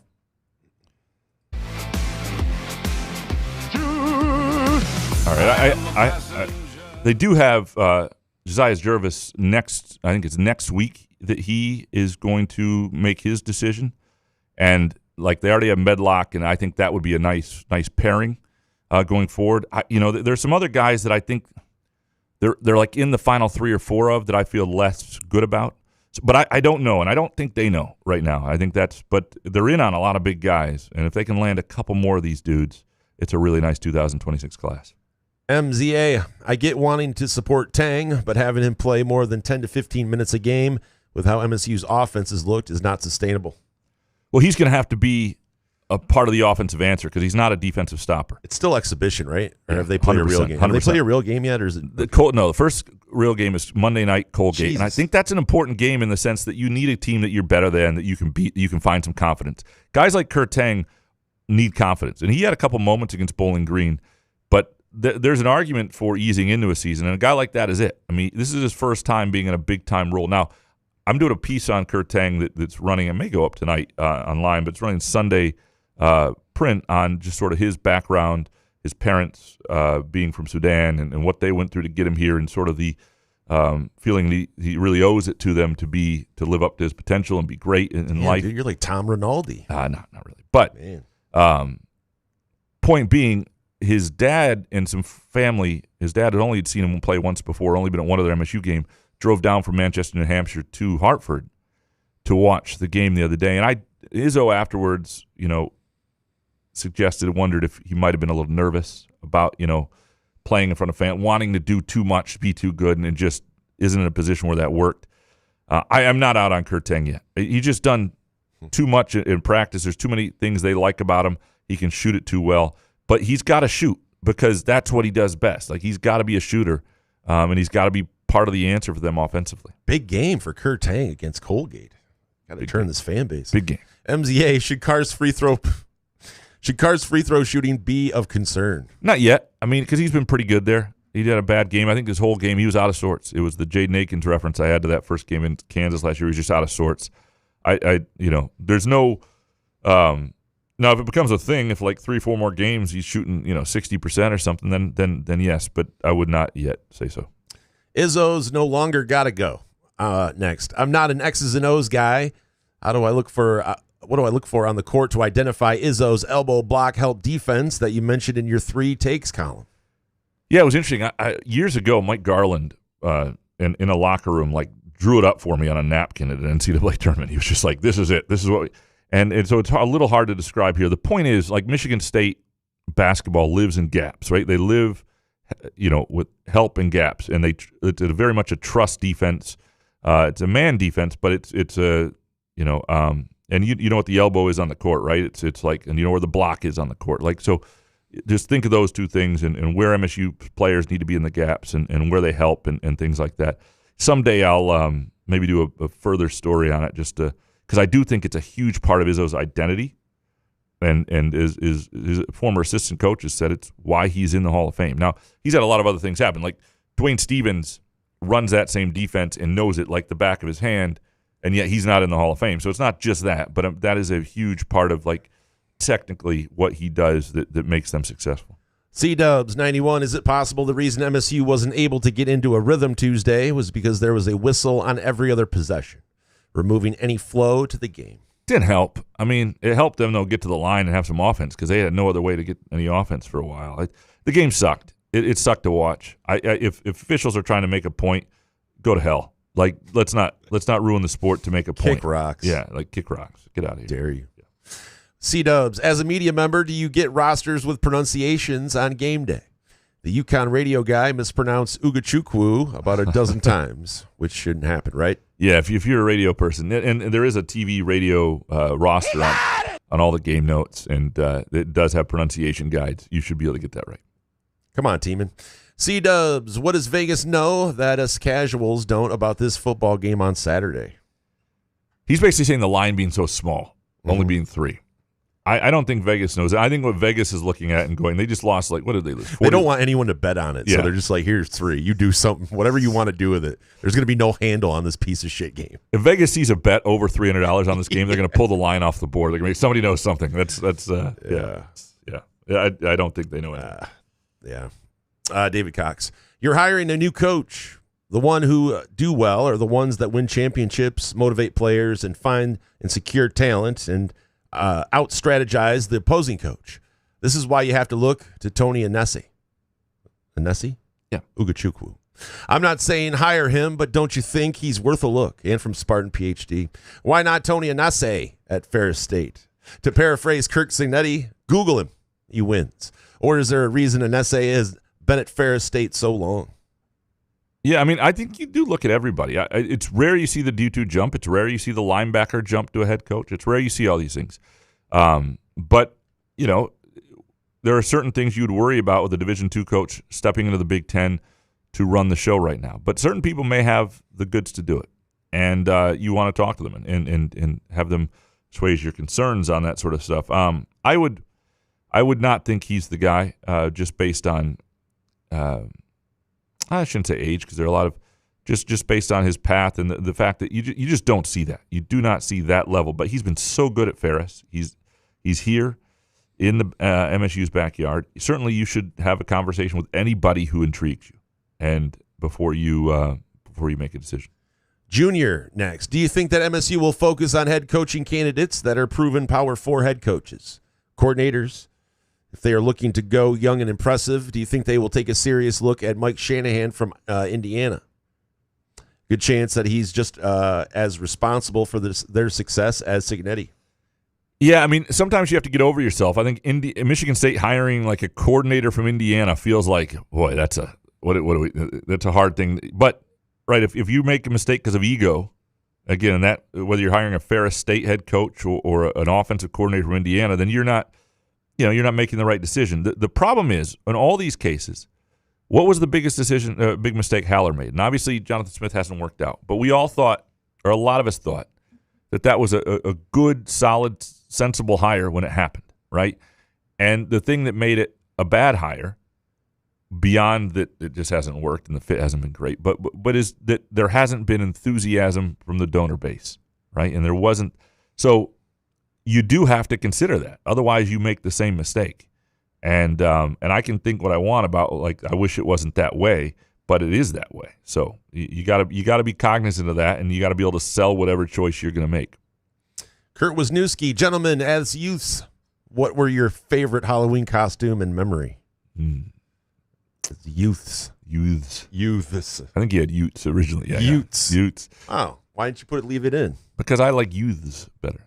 It's better as Utes. Is it? Okay, my bad. Utes. Sorry, Two Kurt. Utes. You know what that's from? I don't. My cousin Vinny. Oh, I do know two that. Utes. Oh, yeah. Utes, Okay, the judge. Yeah, it's a great movie. Old guy podcasting. Sorry, great movie for everyone. Great movie. It is a great movie. All right, favorite Halloween costume. I just tweeted it out. I mean, the Kermit the Frog that my mom made that I actually hated at the time, but she handmade it. Now, as I'm 46, it's really nice now. It's very sweet. But, you know. I went. I was really mad at my mom after that.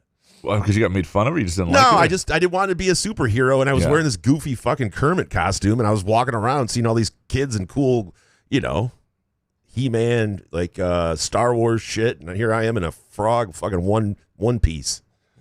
It's just like, oh no. Oh no. No. I think I had a couple. I was Gavroche from Les Mis twice, which I enjoyed. Like in school, you were this like in 6th and 7th grade. Real popular middle school kid, out of middle school, Lansing. Did your dad kick your ass to save the time? But the worst. Get you prepared, son. The one that should have been great that did not work was I was a mummy in 5th grade. And most of the time you buy like a pre-made mummy costume, right? But my mom, like your mom, right, we went to Joanne Fabric, and she bought sheet cloth and just wrapped me up. But as we're doing the walk at our elementary school, all the kids walk in their costumes around the school.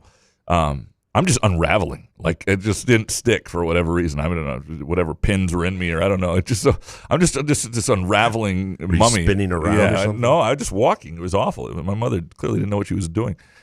So I had to put on my football uniform that night just for the sake of efficiency with candy. But that is a story almost worth telling, but told anyway. Presented by our friends at Midtown Brewing Company in downtown Lansing. Awesome place if you're just looking for a date night this weekend, or to watch a football game, or have a beer with a friend. Big John Hogg next with Hutch re-signed. What does this do for the Lions window? I think they're a Decker replacement away from being set for the next 5 years. I know, but when Decker's healthy, I think he's still good. Yeah. I think we miss Decker when he doesn't play, even like a 70% Decker. But yeah. They got to keep drafting well, because it will get expensive in a couple years. What I love about this, though, is this is a true understanding of this needed to get done, but they're in the window now, too. And this isn't all, and we've talked about this before. If they win a Super Bowl this year, and 3 years from now, they're not quite as good because shit got too expensive and they were taking care of their guys, nobody's going to be mad at them for it. If there is a year where it's like, man, they're barely a playoff team and they need to recalibrate a little bit, they got a couple expensive contracts, but you know what? They won the Super Bowl. They won those 2 Super Bowls. Nobody's going to be mad. And so I think right now I don't think this is something that kills you for the future, because these are good players they're investing in, and I think they're getting ahead of it. And some of the salaries I thought would be a little bit higher even than they have been. I know the J-Mo's contract was a little pricey. But, that was true. Yeah, yeah, we'll see. It's good. But what Brad Holmes can keep drafting all he wants and paying his guys and being proper like that. But the problem is he can't fight against the NFL and how it's rigged. And hopefully they just let us. Hopefully it's in the script that we can win one. Yes. So we get that, and then that's it. I'm good. Big John, what's a Halloween candy that as a kid you threw right away? What was the candy that came in a black wrapper? It was all like this jet black wrapper. It was black just licorice thing? No, it wasn't black licorice. It was some like I don't know. It was a shitty candy though. No one liked it. Yeah, I don't. I was like, who buys these? Yeah, I'm trying to think. One thing I didn't. Anything that was black licorice, I couldn't stand. That was it. That was your kryptonite as a kid. I mean, just hammered everything else. Look at my fat ass. Like, do you think there's much else that I didn't hammer? But you weren't fat when you were a kid. No, I was you weren't a fat kid. No, right? I was not a fat kid. Yeah, no, I was not a fat kid. I just loved. I loved everything. Big John Hogg, how many trick or treaters do you guys get, and what do you hand out? We get 0.0. Really, none. No, because they do something downtown Ovid or something. I don't. Okay. Yeah, I don't have kids. I don't give a shit. Like, either you come to the house or not. We get a lot. We're a neighborhood. It's not like the White Hills neighborhood where Izzo and those guys live, where they get zillions. And by the way, the next MSU Did you football. just say where Izzo lived? Yeah, everybody knows they live in White Hills. Oh. All the coaches. I love Izzo. I had no idea. No, here's what I have to say. Oh, my the next God. MSU You just gave out Izzo's address. The next high-profile MSU coach, if you don't live in White Hills, I will write nothing but glowing columns. Now you're blowing up everybody's spot. Oh, fuck that. Then don't live in White Hills. Live somewhere else. Live in a real neighborhood. I'm sorry to those who live in White Hills. I have friends who actually do live there. But our neighborhood is a neighborhood where people knew who White Hills, what that was. It's in East Lansing. It's over by Costco. Wow. Cool. But all the houses look the same. Swing by and get all your stocking needs. There's no character. You're not going to know which house is which. None of the houses have any character. It's fine.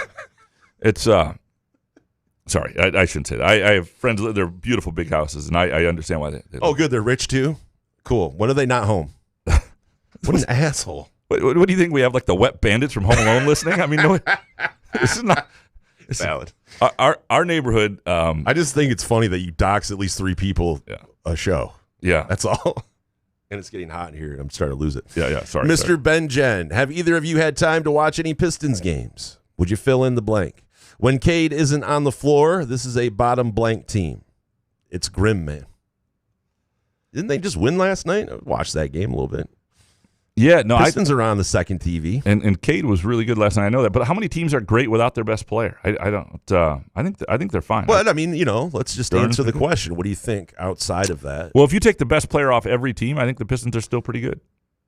I mean, Sorry, it's not going to answer your question. Yeah, I don't really. Where do you understand. live? By the way, this did make me remember. I somehow forgot to put these in the batch because they came through my work email. Our friend Steve Izzo had some questions, and I'll read these because I did not put them in the batch. He says, Couch, how do I apply my first round of lube on my treadmill? I don't want to make a mess, and you have experience. Honest question.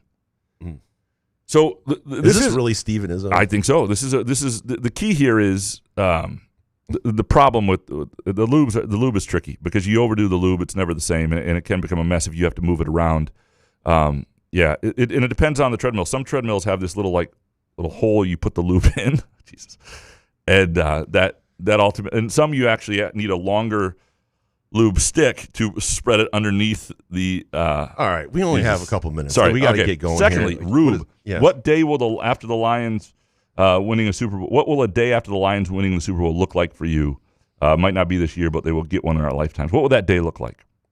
It will be relief. It will be with plenty of MGs, and I will just not stop smiling. I think it'll be all over, actually, Steven. It'll be all over, man. It's going to be glorious. I look forward to that Monday show. I don't know. I might have to drag you in. And I'm going to come over to your house, Steven, in White Hills. Yeah. Watch the game. We'll watch the Super Bowl together. I don't know if he still lives there. But all right, final one from him. Why is everyone so upset about Kid Rock being on the sideline? Answers because left-sided political thinkers are the ones who publicly whine about things like that. Did right-sided complain about Whitmer on the show?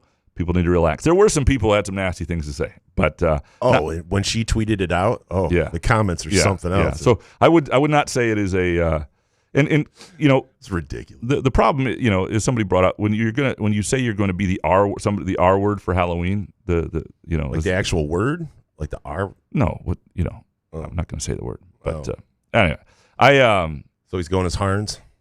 Look, Kid Rock put on one of the great shows I ever saw with Metallica in 2000 at Allstate Arena. And but he's not somebody I love. But he's also not somebody I get all that upset about. But I know a lot of people do. Are you going to get canceled because you went to a Kid Rock concert back? I wore khakis and a polo too. Fuck yeah! Did you put your devil horns in the air? I was just the girl I was with who took me. I was trying to get somewhere, and that work? That later on, yeah, but not that concert. Not that night. Not that night. Oh no. Yeah. Cara Lee next. Aside from any and all Couch in the Rube content, has there been a brighter spot on this hellscape of an app than Tom Herr's visit to Detroit this past week? Watching the Detroit teams welcome him and his unbridled joy and enthusiasm for the city is like a warm, cozy muskox flannel or the sweetness of a groovy donut. It was kind of cool. It annoyed me. Did it? Yeah. I figured it would. It just annoyed. Why? Because he's Korean? No, I think I'm racist. I didn't say that. It's unbelievable. I didn't say that. It's a hell of a claim. He could be white. It's just the fact that someone comes in from, like, he could be from the Switzerland guy, and then he comes in and he gets court front row seats. Like, of course, I'm sorry. Like, am I happy for him? If you're going to answer me, ask me honestly. You should do it next. The Rube from Ovid. No one wants to fucking see me. I'm like every other person in the state. But you like, could point out, why am I famous? Like, I wouldn't care. I wouldn't do it. Point out the hypocrisy. You're like, why am I not getting the royal treatment? I want to be on FanDuel Sports Network. I'm just answering the. She's asking if we were like happy. I'm just being honest. When I first saw it, like I can let that go and be like, okay. But then you see him at you met Cade Cunningham. It's like, oh, it's so fantastic. You're like, it just fucking annoys me. I'm not gonna lie to you. I do think we should. But why are these people like, oh, it's the Korean guy? Then all of a sudden the Lions. It's like, there's so many people that live in this fucking state that would love to go to a Lions game that costs $9,000 to go to now. Then we got the Korean guy who goes, oh yeah, want to come on down and be on the field? Like, fuck, man. That's all. All right. Well said. Jay Riemenschneider. Kid Rock's going to go as me for Halloween. Jay Riemenschneider, how ironic would it be if Penn State finally beats Ohio State in a year their coach got fired? Starting quarterback injured, and they have only the slightest path to even a low-level bowl game. Yeah, it's not going to happen. They may get fired up, but this is not going to happen. They're not good, and Ohio State's really good. I've been impressed with Ohio State this year, and it's very hard in this day and age for a team to keep focus and just be constantly really, really good. And Ohio State has been really, really good week in and week out. Jay Riemenschneider. Why won't regular BTN put on the MSU versus UConn and Michigan versus St. John's type basketball games? The SEC and ACC conference networks do put their high-profile games on their standard network and not streaming. Because it's not a home game for those teams. Like, the whole deal is, at least from MSU, it's not a home game. When UConn plays at Michigan State next year in an exhibition, I would guess, well, it'll probably be on BTN Plus, but Big Ten Network would have the ability to show that game, and I think they did with the Tennessee game a couple years ago. I know that was a fundraiser, so I would expect BTN probably to show the game a year from now. Spartholomew next. If Jonathan Smith's offense was best at Oregon State when he had a very frequent and successful running game, why'd he spend all of his ishy bucks on quarterback and wide receiver? Well, because he only had so many, and you need quarterbacks and receivers, right? And some Gilbert bucks. Yeah, I mean, it's Greg Williams and Don Williams bucks. And Hayos bucks. Yeah. It's, I mean, he just didn't have enough. And they've got some good players. I mean, there's some good players on that offensive line. Some of it, I do think this season offensively on the offensive line would have looked different had they been able to stay healthy. They didn't have the depth they said they had, which is part of the issue. You shouldn't oversell depth. But I think Luka Vincic would have been a really big help on that line. I think there were issues there that could have not been as obvious, and they could have been a better line if they stayed healthy. Dennis Haminga Jr., is it unrealistic for fans to envision Bulla coming back to coach at MSU? Why can't we just take a risk and make him head coach? Pat Fitzgerald made the jump from linebacker to head coach. Yeah, again, I'm not saying it can't happen. Linebacker, what, RC? I'm not saying it can't happen. But the thing is, we don't know that he's ready for it. Like, we can say that's intriguing because he's Max Bull and you know who he is. It's like sometimes saying a team's really good because you know the names of the roster. But you know he's not ready. I don't know that he's not ready. Oh. I'm just not going to push for somebody I don't know if he's ready or not. That's all I'm saying. And nobody knows if he's ready. If he said he was ready, would you believe he's ready? Or would you still say he's not ready? Well, he won't know. He might know. But if you're going to ask him, he's going to be like, hell yeah, I'm ready for this job. Here's what. Yeah, and look, he may be ready. I think he's going to be a fantastic coach over time. He's just very young and hasn't. But he's not ready yet. I don't know that. I don't know that. Nobody who's pushing for him. Nobody who's pushing for him knows if he's ready. That's what I know. Jesus. So there's that. At least somebody knows something. Matt C. Why does the MSU media keep saying MSU is poor? I see a report of record donations last year, and the athletic department has record TV revenue coming in. So tell me, where's all the money going? It's expensive to run these departments. Football's expensive. You got to. I mean, yeah. Wait, hold on. Okay, go ahead. I'm not spinning anything. MSU is not as in bad shape as some, but the money is not like it's not like they're just swimming in it. You know, it costs a lot to run an athletic department to support all these sports, and football pays for a lot. And for a long time, it was done differently. Right, you didn't pay the players, so that was $20 million of rev share money that went to the athletic department that you now have to make up for elsewhere if you're going to operate the same way you did, or you got to make cuts and do things differently. So is Chris Vanini right? Is Smith going to stay? They're going to save the. So. I don't think so. Matt C. Graham, why do you keep painting a false narrative that MSU failed Jonathan Smith? It was your boy Alan Haller who failed him by hiring him without donor support. It was one of the worst coaching hires in school history, and the data backs me up. See the stats from last week. You want me to play some off? No, I'm not going to pull them up. First of all, a hire that doesn't work out for a lot of different circumstances does not mean it was a bad hire at the time. It's just like a bad bet or a good bet that doesn't win. I don't think hiring a successful coach from Oregon State who won by developing players and ran the type of offense that people were familiar with at Michigan State and wanted, I don't think that's a bad get. It didn't work out, and there are parts of his personality that maybe you could have seen ahead of time, or maybe there were some things you could have seen, but it was not. Now, the donor issue with Haller, he didn't navigate that well. And frankly, they were a little petulant about it. Yeah. And petulant. But ultimately they have more power than the AD. Like, the most powerful person in MSU athletics is not the athletic director. And Haller, I think, lost that. Dave Lakin, is it possible that Smith wasn't fired this week because Jay Batt is going to make Joe Rossi interim coach, and he didn't want Rossi to face Minnesota in his first game? If Rossi is made interim coach and gets to a 6-6 record, will they keep him and bring in Bulla as DC? Well, Bulla runs a different. The thing is, Rossi's a defensive guy. You'd want to run his defense. Bulla, I don't. Wouldn't you want Rossi to give him that against his former team though, to be a head coach? I don't. Even if it's interim, I don't think this was the thought. I don't think this is a thought at all right now. I don't think they're in that place, and I think part of it was if a decision is going to be made, and if there's a really awful weekend or it happens this Saturday and it looks like the team's quit or something and they have to do it, you're doing it going into a bye week. We haven't seen that yet. I mean, the thing is, since that UCLA game where you first realized something was probably going to have to happen because this doesn't look like it's heading in the right direction, MSU's played hard and lost to two teams with good talent in Indiana and Michigan, and so it's just they're not good enough. But the last 2 weeks have not been the reason that things are where they are, and so there hasn't been another sort of another linchpin. Fuck, it's late. I'm hot. Another point of you know what I mean. Another point to say this is a reason to make a move now. We'll clean that up in post. This makes for a good show when we're both just baking hot. Junior, unless MSU is looking to hire a head coach that is currently unemployed, example Urban Meyer or Franklin, what would be the advantage of firing Smith now? Any proven current head coach or coordinator would likely need to finish out the season at their current program, wouldn't they? Well, yes, correct. You're not going to make a hire now if they're working. Nobody's coming over. And this is the issue with teams who are in the playoff and hiring coordinators from there, or there are a lot of things with the calendar in college football to make it tricky, especially now, though, that the transfer portal doesn't open to players until 5 days after the new coach is announced. It's a little different. You can make a real argument unless they've quit. If there's a point where players stop responding to a coach, you have to move on immediately. You just can't accept that. But otherwise, it doesn't make a lot of sense to make a move right now. Mojo Jojo, the LSU, the state of Louisiana, Brian Kelly saga is insane.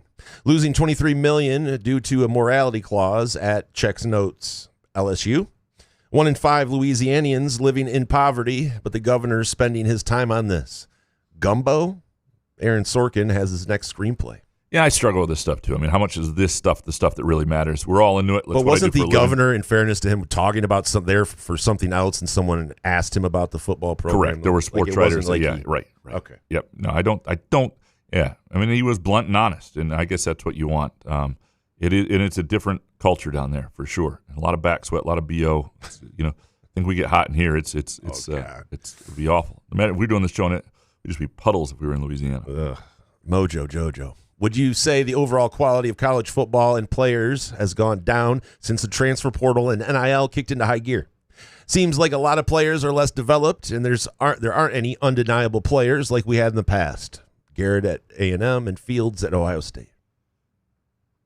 Individually, I don't think the quality's gone down, but collectively, there are fewer teams where you have great cultures that have built over time, and so you have teams more likely to fall apart. You have more parity, which is good in some ways, but you have fewer dominant teams. It's different, and it's sort of noticeable. I don't know if it's good or bad. There's certain things that aren't great, though. I mean, like in terms of if you're a Michigan State-style program trying to build into something culturally, I think it's harder to do. Mojo, Graham, were you in middle school and high school? No one ever showed you an urban dictionary? I love you, man, but haven't laughed as hard as you during your boof Google. I haven't laughed that hard in a minute. Lots of things I just don't know. I'm just not, Boof would not be in your... Yeah. And Pumpkin, Upper Decker, what was the other Philadelphia sidecar? And when I went to Otto Middle School in the early '90s, there were a lot of things. A lot of things you had to. A lot of landmines there. A lot of things you had to boof. A lot of landmines there, man. It was a tough school, but it was. What does that mean?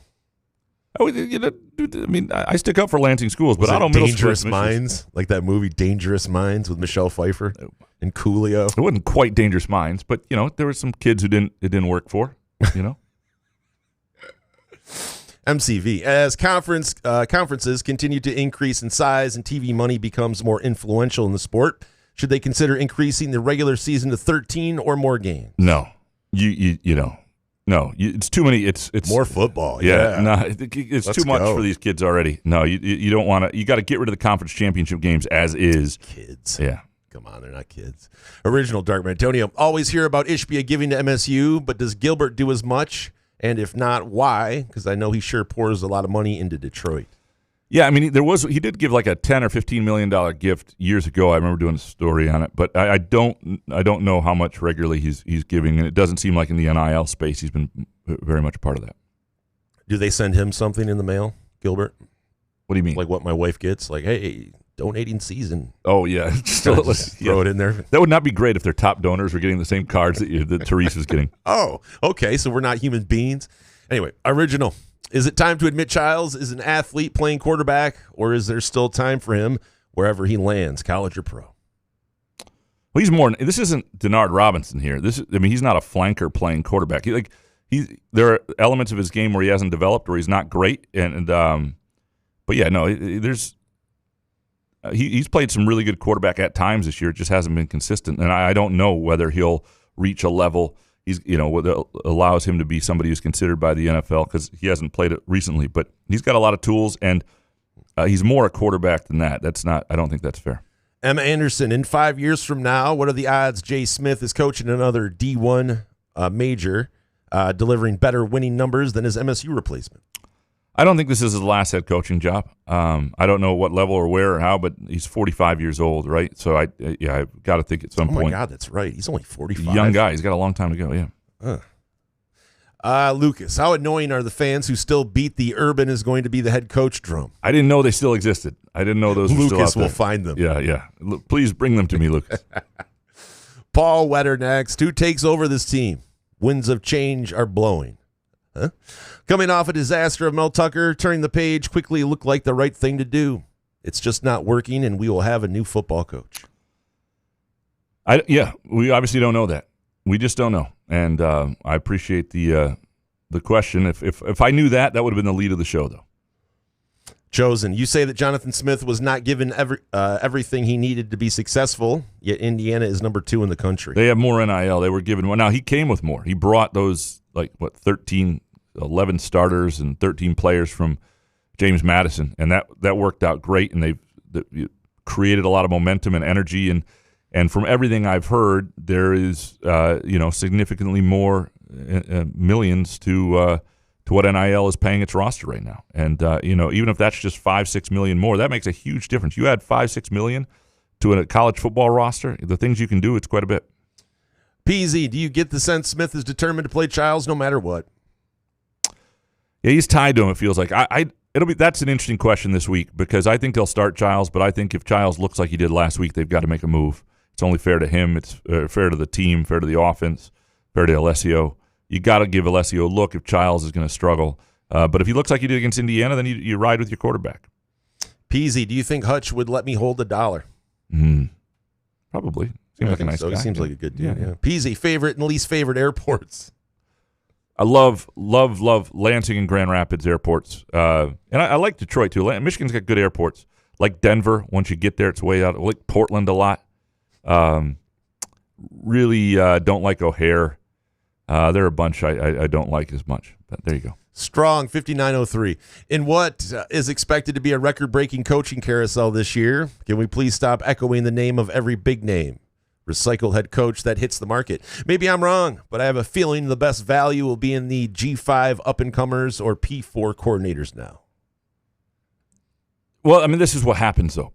This is all there is. People want to talk MSU football. It's not November yet, and their season is sort of over for a lot of people. You wait all year for this stuff, and you want something different. And so what there is to talk, this is what sports is. This is what the interest is.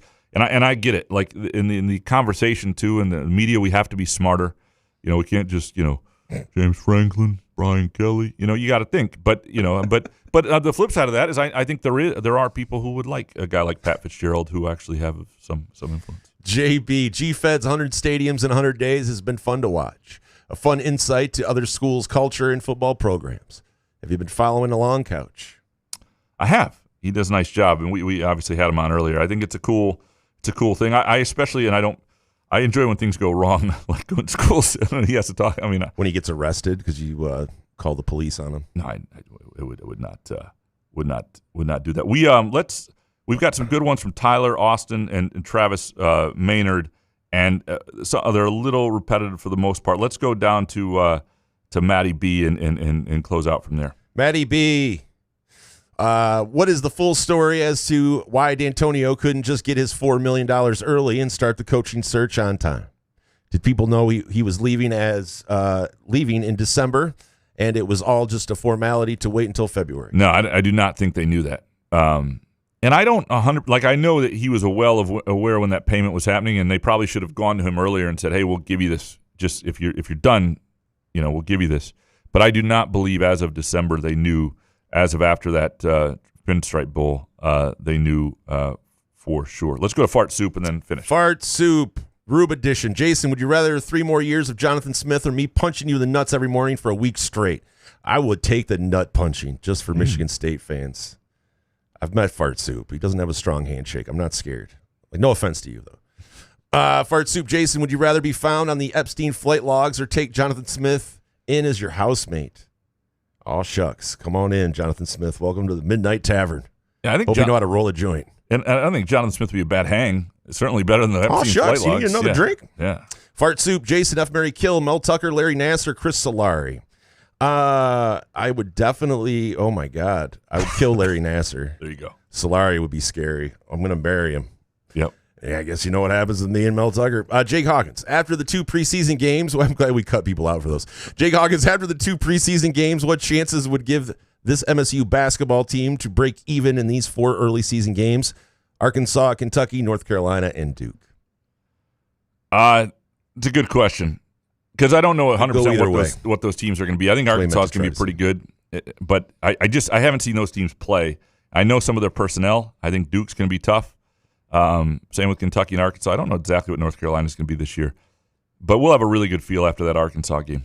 Jake Hawkins, if Jonathan Smith ends up getting fired, what do you think of these choices for his replacement? Former Florida coach Dan Mullen, who's coaching at UNLV, and Jimbo Fisher, mainly because he's won a national championship. Do not like Fisher at all. Mullen is, you could sell me on Mullen. He's Jonathan Smith with a personality. Yeah. Let's go to our Predict Jerk Guy. Jerk Guy, will the next MSU football coach ever win a Big Ten championship? Sure, why not? To say no would be like, what kind of jacket? Bold. Yeah, right. Jerk Guy, what happens first? Tigers win a World Series, Pistons win an NBA championship, Red Wings win the Stanley Cup, or the Lions win the Super Bowl? Well, the Lions are winning this Super Bowl, so that's an easy answer. Lions winning the Super Bowl. Or the NFL fully rigs it. Jerk Guy, do you call it Frisbee golf, disc golf, or frolf? Disc golf. What do you call it? Disc. Oh, just disc no golf. No, sorry, disc golf. Oh, disc golf. I'm trying to figure out what frolf is. Jerk Guy, what have you ever used pea soup as a dip?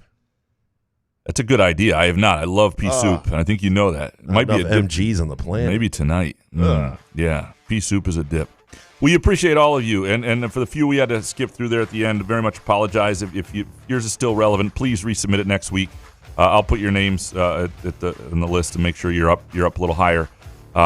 We appreciate you producing our show. We appreciate Front 43 and Cask & Company. We appreciate Firekeepers, Casino and Sportsbook app, Midtown Brewing Company, of course, and our friends at Groovy Donuts, groovydonuts.com. 2 locations, Lake Lansing, East Lansing Road, 7 a.m. to 1 p.m., Thursday through Sunday. We'll be back Monday. Talk about whatever there is to talk about. Oh, there's an MSU basketball game that night. I think we'll be back Monday. We'll figure that out. Good show, man. All right. Couch in the Room.